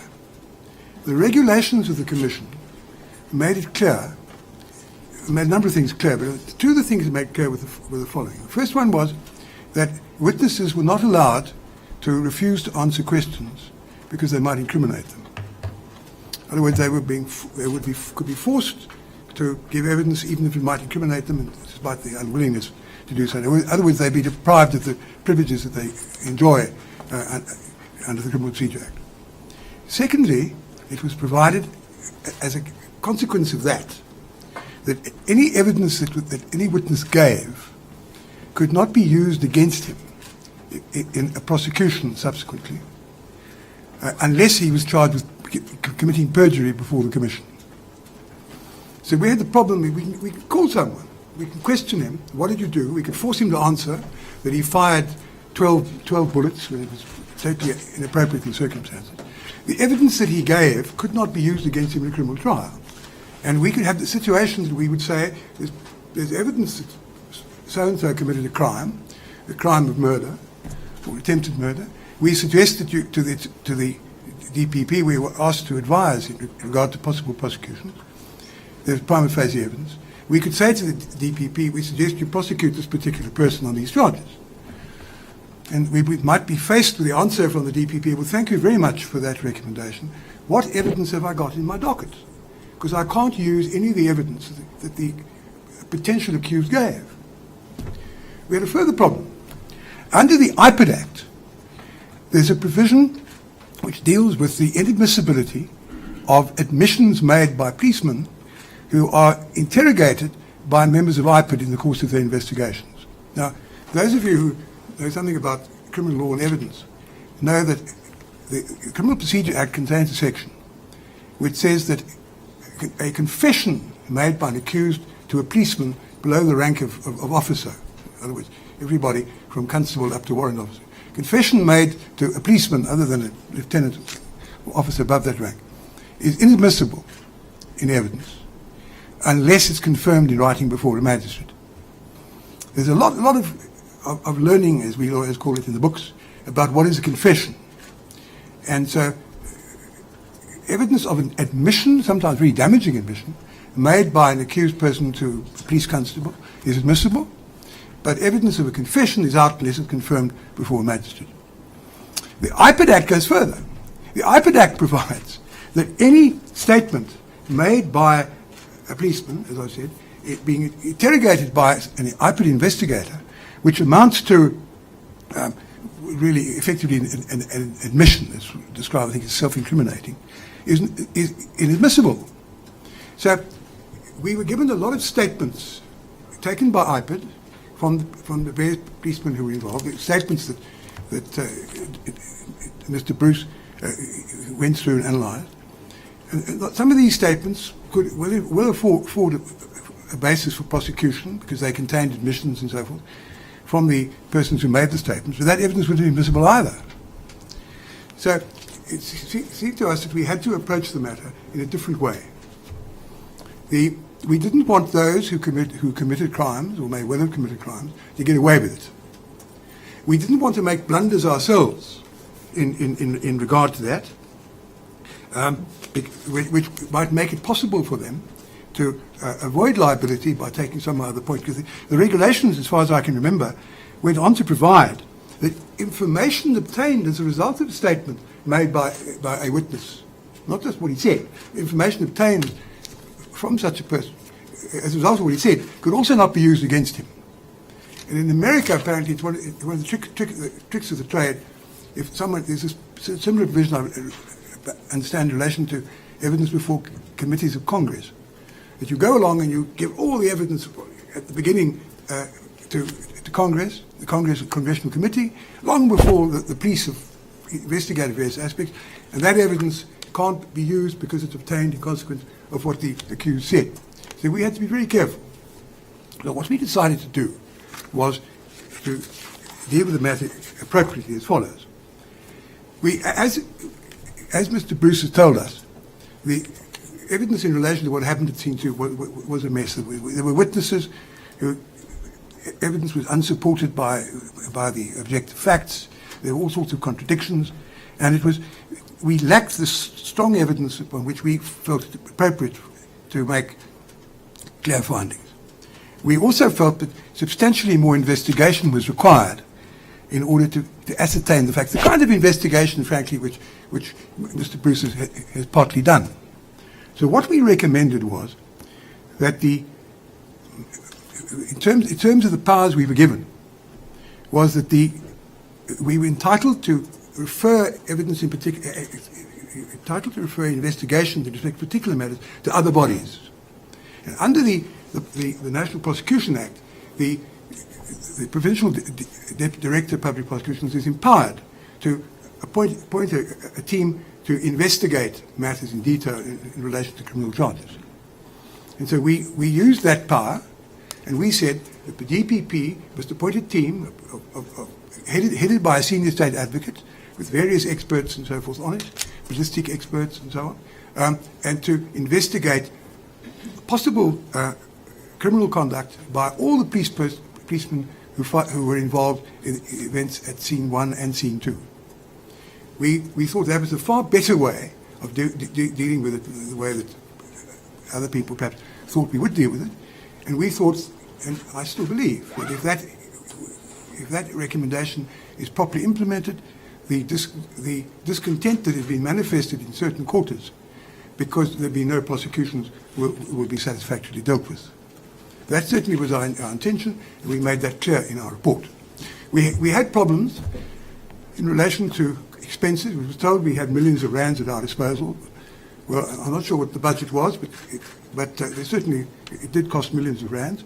But as it was, there were lots of witnesses. You imagine if we'd called all those witnesses who made the statements that Mr. Bruce has referred to, and they'd given evidence and been cross-examined and so forth. Frankly, I think we'd still be sitting. And that wasn't desirable either. There were certain important issues, and I'm not suggesting that possible crimes by policemen at the scene were not important. But there were other issues also of importance, which we had to deal with. We got a number of extensions from the presidency. We originally, I think, given 4 months. And it was suggested that was outrageous to make it 4 months because the ANC was having a Congress soon, and the 4 months was made so that the investigation, the report wouldn't be out yet in time for this ANC conference. Well, 4 months was a totally inadequate forecast of what was required. So we went about the matter in the way we did. So that's the answer to that.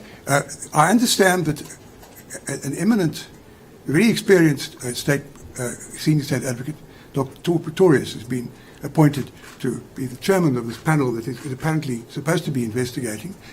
How far they got, I don't know.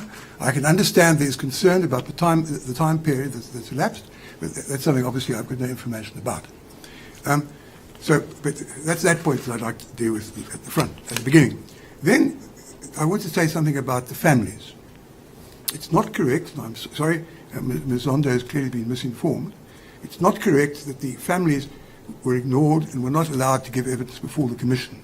There was a full sitting of the Commission at which each family was given an opportunity to state, and their counsel led them, give a full account of their circumstances, the impact on them of the death of their breadwinner and loved one. And this was a full session of the Commission, held in public, and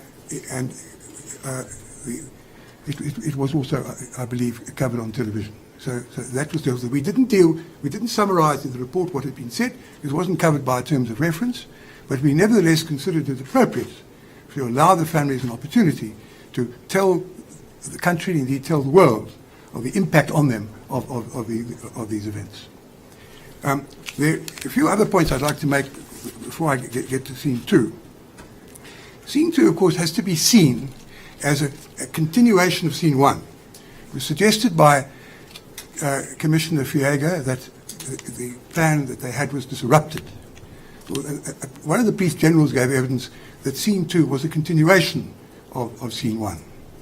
The plan that was allegedly disrupted was a plan which was condemned in the strongest terms by policing experts from abroad, from Belgium, from the Netherlands. Actually, that expert was called by the police themselves, and from Northern Ireland. The plan was the DDA plan. It was disarm, disperse, and arrest, and it was knocked together in a hurry on the Thursday, because the original plan, which the police had worked out some days before, which had been fine-tuned, which was regarded by the experts as being relatively risk-free, could not be implemented because of the decision made the previous night at the meeting of the police management forum. So, why exactly that happened, why that was done, we were never able to ascertain. We tried very hard to ascertain why it was decided that the tactical option, as it was called, had to be implemented on the Thursday. It couldn't be implemented for reasons I don't have trouble with until the afternoon, when the earlier plan couldn't be used. We were met with a stone wall. I asked the questionnaire. We were running out of time, but I asked for questionnaires to be submitted to all the people who were at that forum meeting. Answer specific questions which will enable us to find out what the reason was for this decision. The question that we asked could be summarised in two words: why Thursday? The plan, the well worked out, carefully finessed plan, being compiled with the benefit of public order policing experts, couldn't be used on Thursday. It could only be used early in the morning, and they couldn't use the plan early in the morning for reasons I'll explain in a moment. But there's no reason shown to us why it couldn't have been used on Friday. So the question was, why Thursday? Well, on the evidence, there were four possible reasons that either all four of them operated together, or one, or a combination. But obviously there was an unsatisfactory reason lurking behind the decision to go to Thursday. But it was an unsatisfactory reason that couldn't be disclosed to us. There were four possibilities. The one was the one which was disclosed in a conversation between the provincial commissioner and some of the London officials on the Tuesday. London had the charming habit of recording conversations without people telling the people whose conversations were being recorded. And in this conversation, the provincial commissioner said to London, "We've got to act tomorrow." This was said on Tuesday. "We've got to act Wednesday." Why? Well, Mr. Malema may come. And if Mr. Malema, you remember what happened at Implats? There was I think it was Implats. There was a strike there, and Mr. Malema came and he spoke to the strikers, and they stopped striking. We can't have Mr. Malema coming and stopping the strike. So we've got to act tomorrow. And a totally extraordinary statement. So we condemned very strongly by everybody. Well, they couldn't implement it on the Wednesday because they were still negotiating with the strikers to try to get them to lay down their arms peacefully. It would have been a breach of good faith to implement the plan on Wednesday. So it's going to be done the next day. Mr. Matunjwa, Mr. Matunjwa of AMCU and Mr. Sikulala of NUM came, spoke to the strikers. Mr. Matunjwa was quite confident that on the Wednesday afternoon that he could get a breakthrough the following morning and persuade them to lay down their arms.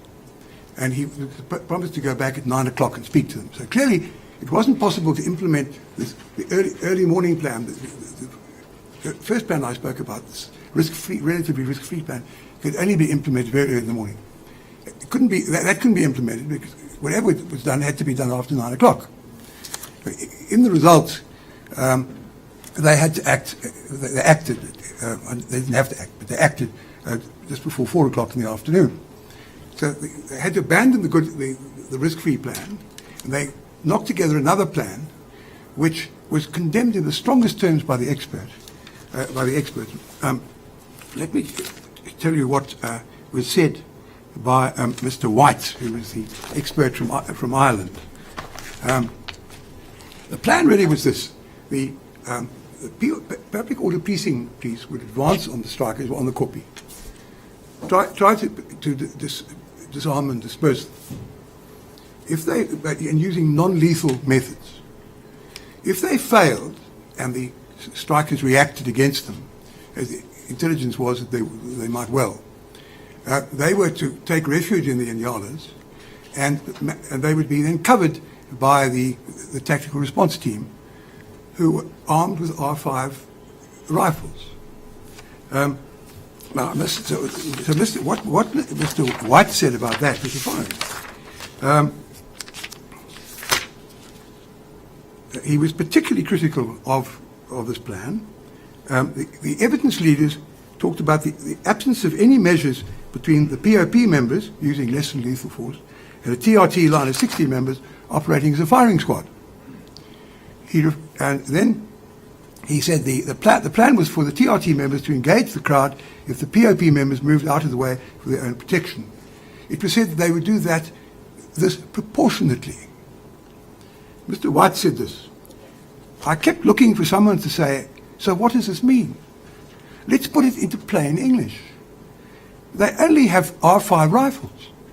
So what we're talking about is shoot people. That seems to be what's going to happen. If it's not an inevitability, a high likelihood there are going to be very high levels of force used in this. What is the position we're putting these police officers in? What do we think they're going to do? I see that as the challenge process, which didn't happen. And to be honest with you, I was actually shocked in terms of reading the evidence. That was the plan.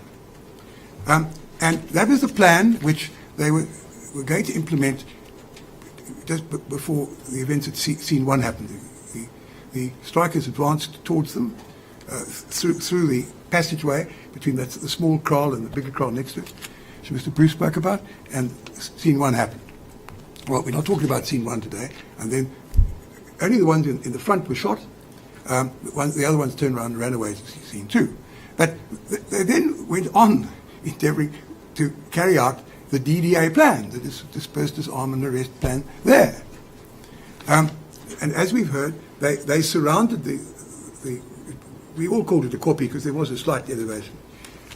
Although the commanding officer claimed not to be aware, and I think he was correct, that the kopje was surrounded by these four groups that were spoken about. He was supposed to give a warning under the Gatherings Act that they were to disperse peacefully. If they didn't do so, force would be used. He didn't do that, and shots were just fired. Suggested it was in order for the police to defend themselves. Well, as we've heard, it wasn't really crossfire. The people who were firing into the kopje, intending to kill or maim the people inside who they thought were shooting at them. But whether that was lawful is a matter I'll deal with in a moment. But they were busy, essentially, initially, or intending to disperse, disarm, and arrest them. So they were carrying on with the original flawed plan. And the problem that we had from the beginning, and I may say the Dutch peace expert had this problem as well, and he actually raised the matter with Commissioner Vrede at the very beginning of his work, that in public order policing, it's totally unacceptable for assault rifles to be used by the police members. And he recommended that they stop that. This is now after Marikana. That recommendation was not accepted. We tried it. We didn't get anywhere with it either. We recommended very strongly in our report that shouldn't happen. And as far as I can see, that no one has been shot with an R5 rifle since in public order policing exercises. But it was totally inappropriate behaviour. But the problem was there was this defective plan that they were knocked together in a hurry to replace the good plan, and they didn't explain to us. I said I was going to tell you what the four possible explanations were. The one was we've got to stop Mr. Malema. We can't have Mr. Malema stop getting them to disperse and disarm. The second one, we must save costs, because the provincial commissioner spoke to Mr. Matunjwa and complained, you've got to go to the kopje. He promised to go the following day, and he didn't. And he was berated by the commissioner for not going. He said, you've got to go, it's costing a lot of money. She'd actually budgeted, according to the evidence, for operations for the end of Friday. So why it had to be done on Thursday is a matter that was never explained to us. The third one was to stop the strike. She also, in an ENCA interview, said, and in a media statement at 9:30 in the morning, said, we're going to stop the strike today. Well, in a dispute between employer and employee, where there's a strike, it's not the police's function to deal with the matter in such a way as to stop the strike. That's also an inappropriate reason. The fourth reason was the possibility of political pressure. Mr. De Rover raised that, either instruction or possibly just advice. But we were unable to find that was necessarily what happened. There was no concrete evidence on it. But we declined to make a finding clearing the Minister of Police. We made it clear in our report that there was a possibility on the one side that he had done something inappropriate. Also, it wasn't clear that was so, because it was only a possibility, and we couldn't make a finding against him, but we made it clear we couldn't make a finding in his favour or against him. When the then President gave a summary of our report, he said we'd cleared all the ministry. That wasn't correct.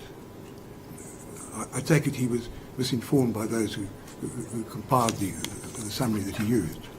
But those are the four possible reasons. Now, you know, when you in the court case, where you have someone who knows the facts and doesn't tell you what they are, you can draw an inference against him. That's one of the points we dealt with in the report as well. You can draw an inference adverse to him, because if he knows the facts, he'll tell you what they are. The difficulty you've got is where there's several possible facts which are almost competing with each other for acceptance. You don't know which one to draw. You can possibly draw all four, or one, or two, or three, but it wasn't clear. One of the aspects we had was it was said that the meeting of the National Management Forum had been recorded. There was a suggestion that part of the discussion wasn't recorded. We tried to get the recording, which is normally kept in a safe place. The recording was not available, considered to have been mislaid by the official who had responsible for it, who had it at her home over the weekend. That in itself, if correct, would have amounted to an offence by her in relation to important public documents. It's equivalent to a document, recording. But there was something very unfortunate and unsatisfactory about that whole incident. Why Thursday is something that we still haven't got the answer to. I hope that eventually we will. The next point I want to make, before I get into the details of scene 2 from our point of view, is a very interesting aspect that can be dealt with as follows. The day before Thursday, in other words, 6 years ago today, the National Development Plan was released by Mr. Ramaphosa in Cape Town. The same day, he had an interview with Minister Shibanda. One of the key recommendations in that report was the police must be demilitarized. What had happened was, from 1994, there were positive attempts to demilitarize the police. Previously, before 1994, the police were a paramilitary force. And that was unsatisfactory in all sorts of ways. And this was reflected in the fact that they had military ranks. Now, Mr. Hendricks, who was the expert called by the Legal Resources Centre from Belgium, he had actually been sent out to South Africa in a joint project funded by the Belgian government to assist the South African police to be demilitarized, to become no longer a force, but a service. And that was the case until around about 2000, and then in the mistaken belief that if you remilitarize the police, you bring the crime rate down, the police was remilitarized. The military ranks were brought back, and the whole ethos, which had been, a lot of effort had been made to get rid of it after 94, was reintroduced. And this, of course, is shown not only by outward things like military ranks, but by the fact that the police were armed, were still armed. Even public order policing, not all of them, but some public order policemen were armed with R5s. But the TRT all had R5s, and of course, as Mr. White said, he was shocked when he when he read what the police was, what the plan was. Now, we asked the police why the minister hadn't used his powers. Military ranks could be changed by regulation. The minister just has to publish a regulation in the Government Gazette. He could have gone back to the position after 94. So I know it's not it's not a solution to the whole militarization problem, but it's a start. And in any event, it reflects a change of attitude, which you can't blame someone who's got a title of general or brigadier for somehow thinking that he can act in a paramilitary way. So that's, as far as I know, still hasn't been done. And we recommended that the recommendations about the National Development Plan, that the police should be re-demilitarized, should be implemented as a matter of urgency. We recommended that recommendation should be implemented, and as far as I understand, that hasn't been done. And that's a very unsatisfactory situation. And of course, if you think about it, probably the prime cause for what happened in Marikana was the remilitarization of the police that took place from 2000 onwards. I want to say something, though, about the strikers. One of the points we made in the report, we were criticised by Ms. Zondo, it's a criticism that I've heard from other people as well, that we somehow suggested we were wrong to criticise the strikers. Now, we did try, I'm not sure we made it as clear in our report as we should have done, but we obviously, there were figures of 3,000, 4,000 people going around. Certainly over 3,000 strikers were congregated on Kopi 1 at various times. Now, the evidence seemed to indicate that most of them were just there with sticks and they weren't carrying weapons in any real sense. But there was a group of about 400 who were, as far as we could see, according to the evidence, armed with dangerous weapons. And there was an attempted attack on the NUM office, which was on the Saturday morning before the Thursday, which Mr. Bruce deals with in his report, where the strikers concerned were armed, some of them anyway, were armed with dangerous weapons. They originally pretended they weren't, but it was quite clear from the evidence, and we found as a fact that they were armed with dangerous weapons. And they went to the NUM office, we found, intending to resort to violence, to drive NUM away from Marikana, because NUM was seen to be siding with the employers. We criticised NUM as well, as a matter of fact, but that's I don't have to deal with that now. After that, of course, they then went and bought more weapons. In fact, there was an arms dealer, as it were, in Marikana who was selling pangas, and he sold out all his stock on the Saturday morning after the incident. But the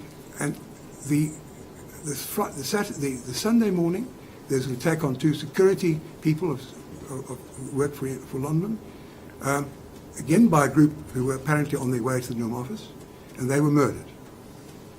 The Sunday night, someone who was going to work, in other words, it wasn't agreeing with the strike. By the way, it was a non-protected strike.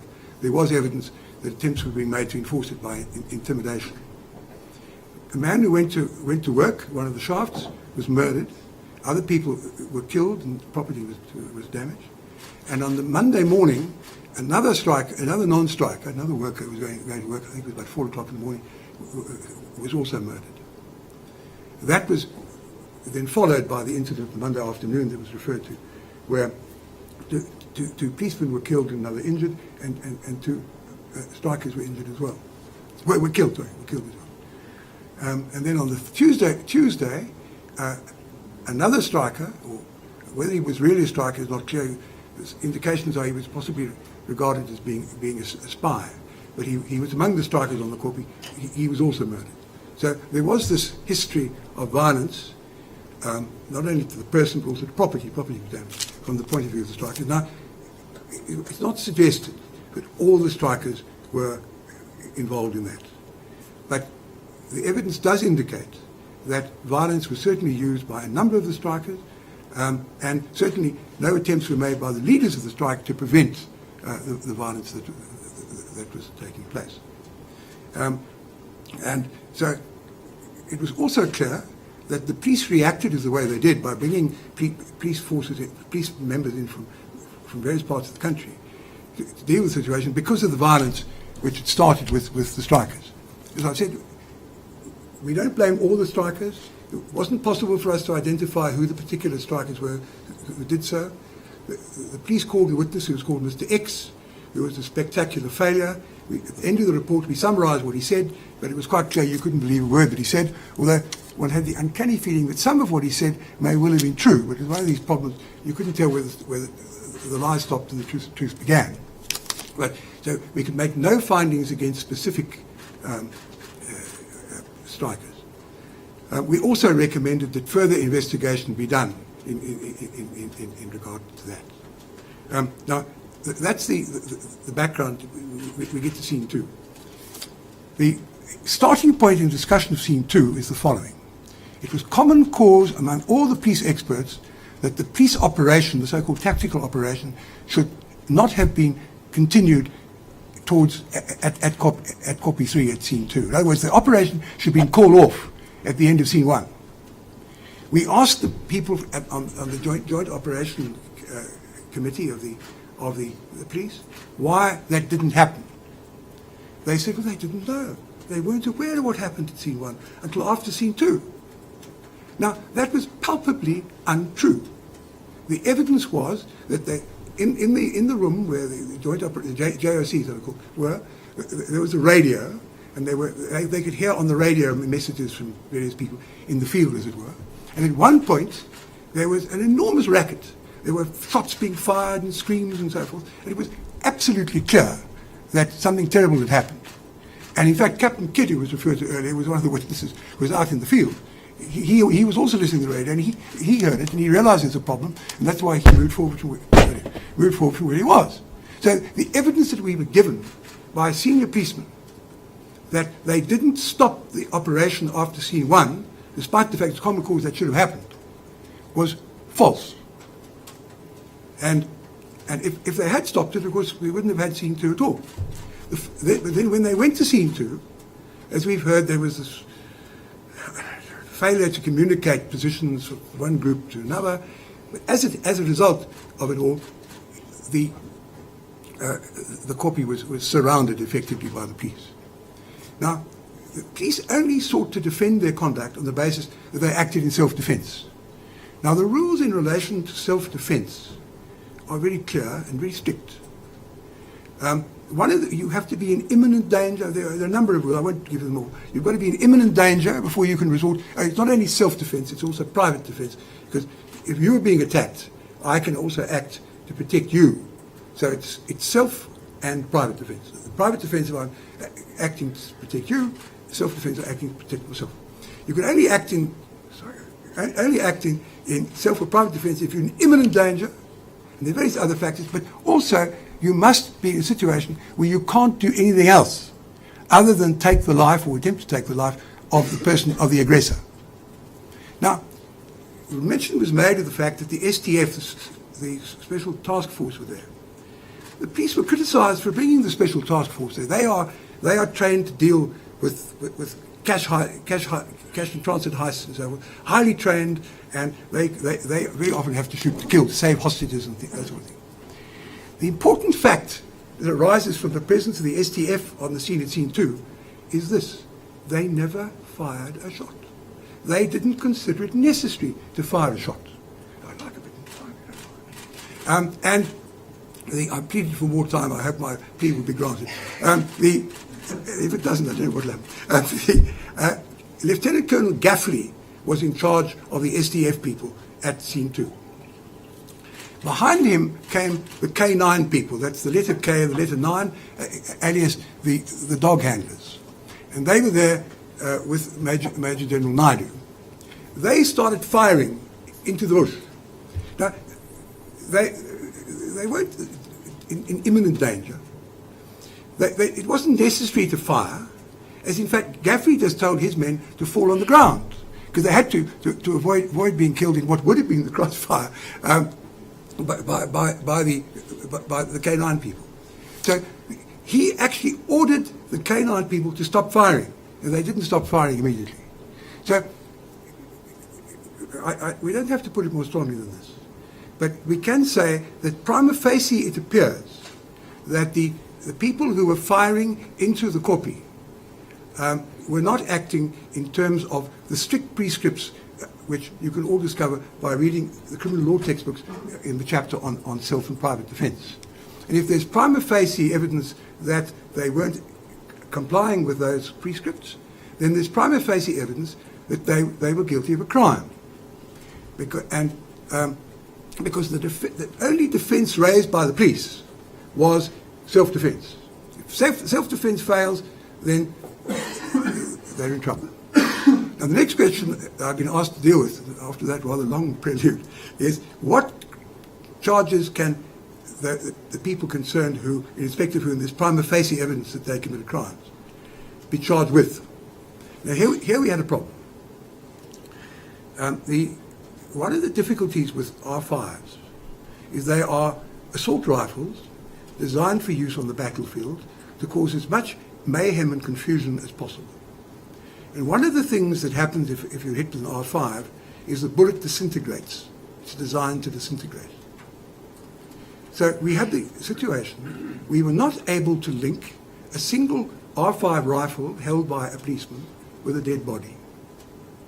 And I think you've heard the numbers. It was a substantial number of shots were fired at scene 1 and a substantial number of shots were fired at scene 2.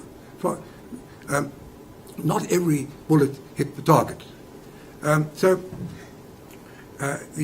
It's not there, unless you can find there was common purpose on the part of the shooters, and that wasn't suggested by anybody. And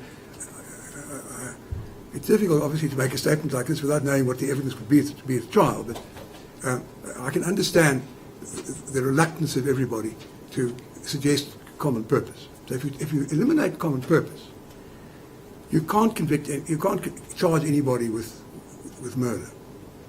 Or anybody at the scene. There's another point we'll deal with in a moment. But you can charge them with attempted murder, because if you fire a shot into the bushes where you know there are a lot of people. In fact, this killing zone, where a lot of people were congregated there.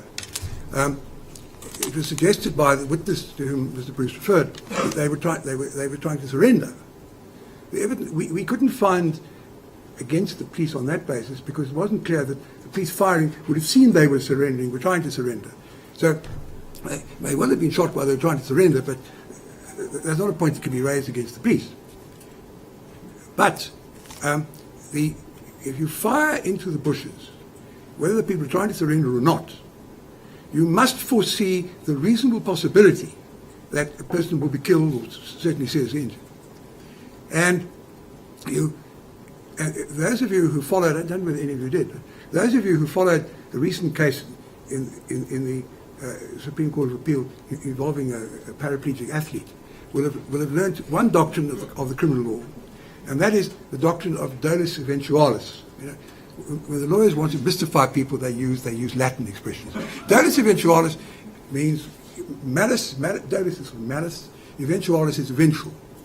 It's the technical term used for that form of intent, which is not direct, because you don't actually shoot someone desiring to kill him, but where you shoot in the bush, you foresee a human being may be there. In fact, you know in this case there are human beings, and that human being may die, and you are reckless as to whether that will happen. That's dolus eventualis. And so I would have thought that if there's prima facie evidence of people who fired into, as there is, who fired into the bushes, that would amount to prima facie evidence that the person concerned was guilty of attempted murder. Now, how do you prove who fired into the bush? You can't use the statements they made before us. The evidence, some of them gave evidence. You can't use that evidence. You can't use the reports, the statements that IPOD took, because those would amount to admissions, I would imagine, in the circumstances. And that section of the IPOD Act would prevent that. But a policeman who uses his firearm and fires has to fill in a report at the end of the day saying that he's done so. So those who filled in these forms admitting that they fired, and particularly if there's evidence, I mean, Lieutenant Colonel Gaffney, for example, would come give evidence as to what happened. That would, I imagine, afford prima facie evidence of attempted murder in respect of all those persons who fired in those circumstances. It's obviously it's impossible to give a one-fits-all answer to the question of who can be charged with what and what evidence is there.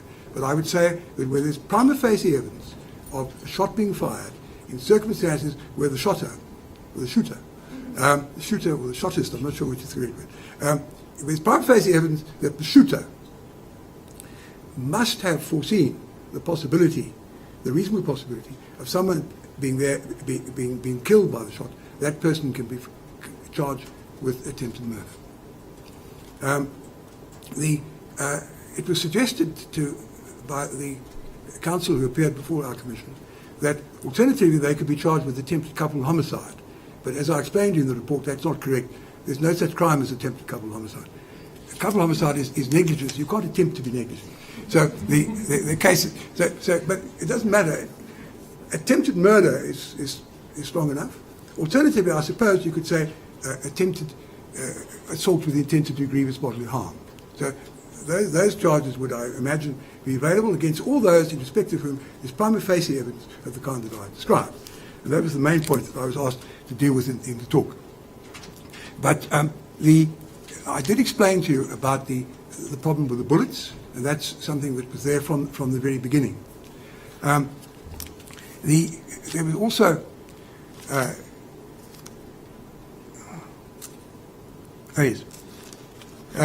but there's one point that I think I should also make, two points I should make in fairness to those who have been criticised today. Commissioner Fiega brought a review application against our report, against those criticisms that we made, levelled against her in our report. So for the first time in my life, after being involved with the law for over 40 years, I found myself at the receiving end of legal process. And the deputy sheriff came to my house to serve the papers on me, and I said to him, would you kindly explain the nature and exigency to me of these papers? He said, don't be silly, Judge, just sign. So I signed. So the review application, a lengthy affidavit setting out all the offences we had, crimes we committed in our report, and why we were unfair to Commissioner Fiega. It took us quite a long time to reply. She then replied to our reply, and the case has not yet been set down for hearing. She also brought a similar application against Judge Claassen and the two members of his board of inquiry, also seeking to set aside his report, or their report. So I can understand, that's also not been set down. I understand her legal costs were paid by the government, something like 700,000 rand, which we all contributed to. But to be fair to the President, I can understand why he didn't dismiss her while a case was still pending, attacking the report which recommended A, that she should be brought before a board, and B, the report of the board itself. The second point I want to deal with deals with why exactly they did what they did and what they were trying to do.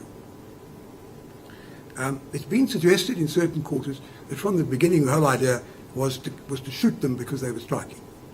And Professor Piketty, the first page of his book, Capitalism in the 21st Century, gives some examples from France and the United States in the 19th century where that kind of thing happened. And he gives us a modern example of it, what happened in Marikana. Mr. Mpofu very, very thoughtfully put that in his heads of argument before us at the Commission, drew it to our attention. There's one flaw with that theory, and this is it. I told you Mr. Matunjwa thought on the Wednesday, late afternoon, early evening, that he could persuade the strikers the following day to lay down their arms and walk away. He was very confident. He was overconfident. He told that to the police, who debriefed him after his interview with them, and this was reported to the provincial commissioner at this meeting that we heard about, the Police Management Forum meeting. He was supposed to come back at night, as I said, 9 o'clock the next morning. He didn't do so. He was engaged in negotiations in London, not relevant to our discussion. And it's quite clear from the evidence that the provincial commissioner was getting very agitated.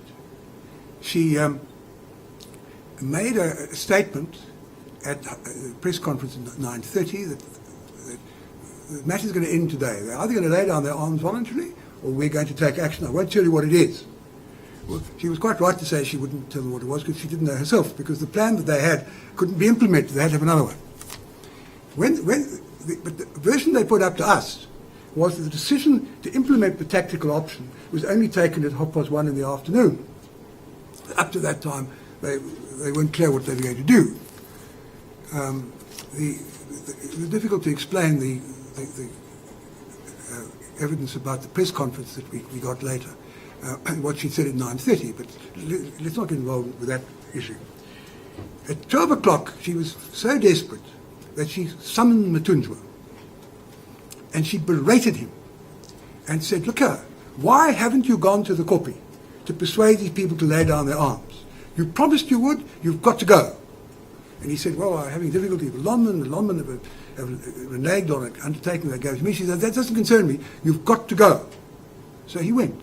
Now, that evidence is pretty powerful evidence, I would have thought, that they didn't intend to shoot them then and there. They wanted them to leave the Kopi. That's what they wanted to do.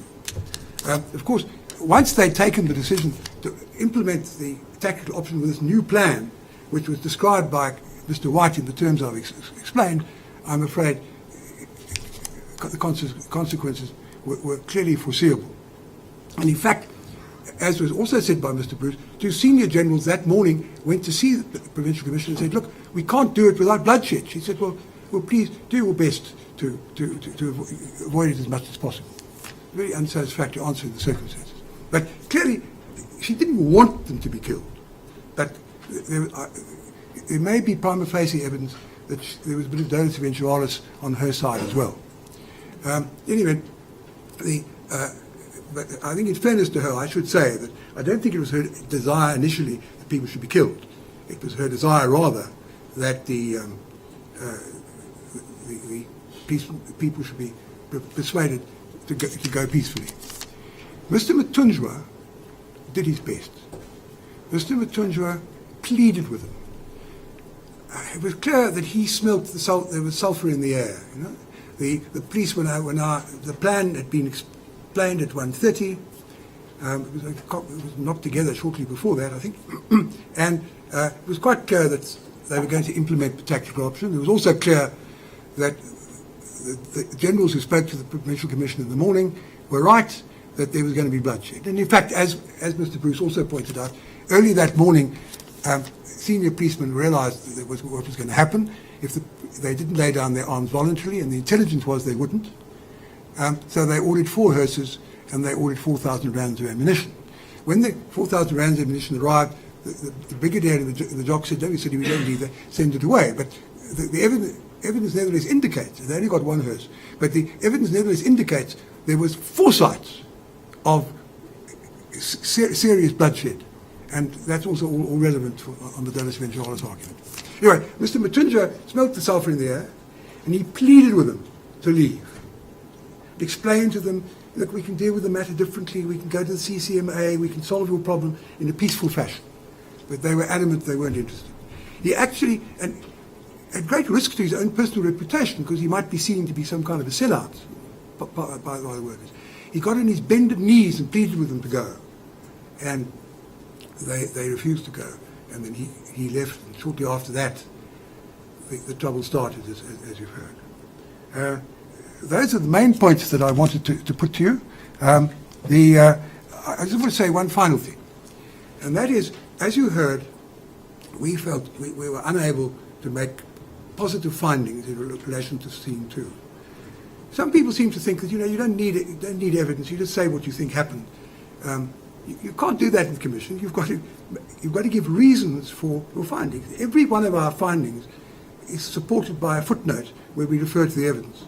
We felt we were unable to do that. And this is why we asked for this further investigation, as we were entitled to do.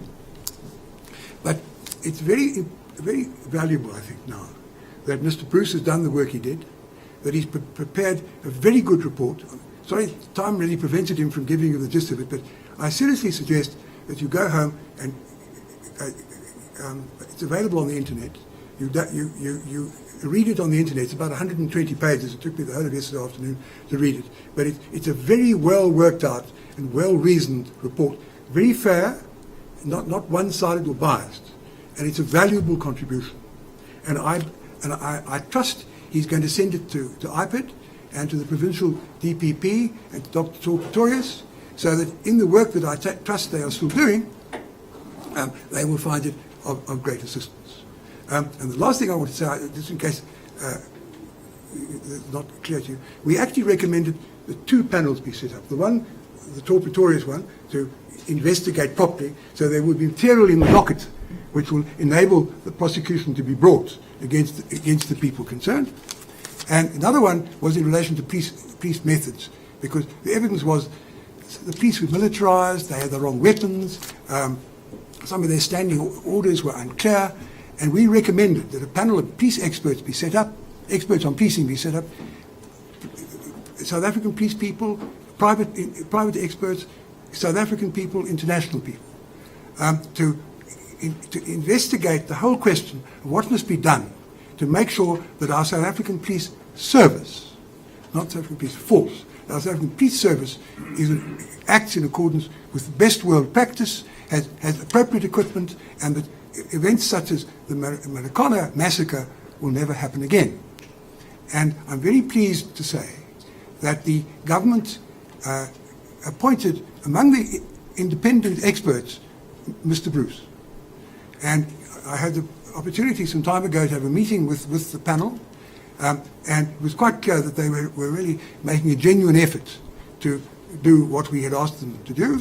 And I understand that Parliament voted 59 million, is that right? That's right, 59 million rand to their commission. So that and I understand also from Mr. Bruce, they finished their report. He assures me, somewhat modestly, that there are many good things in it, and that it's already been handed to the minister. So I trust we will hear more about that in due course. And that report, I hope, will enable the President and the Minister and the Commissioner to do what is necessary in order to ensure that we never another Marikana and that we have a police service that we can all be proud of. Thank you very much.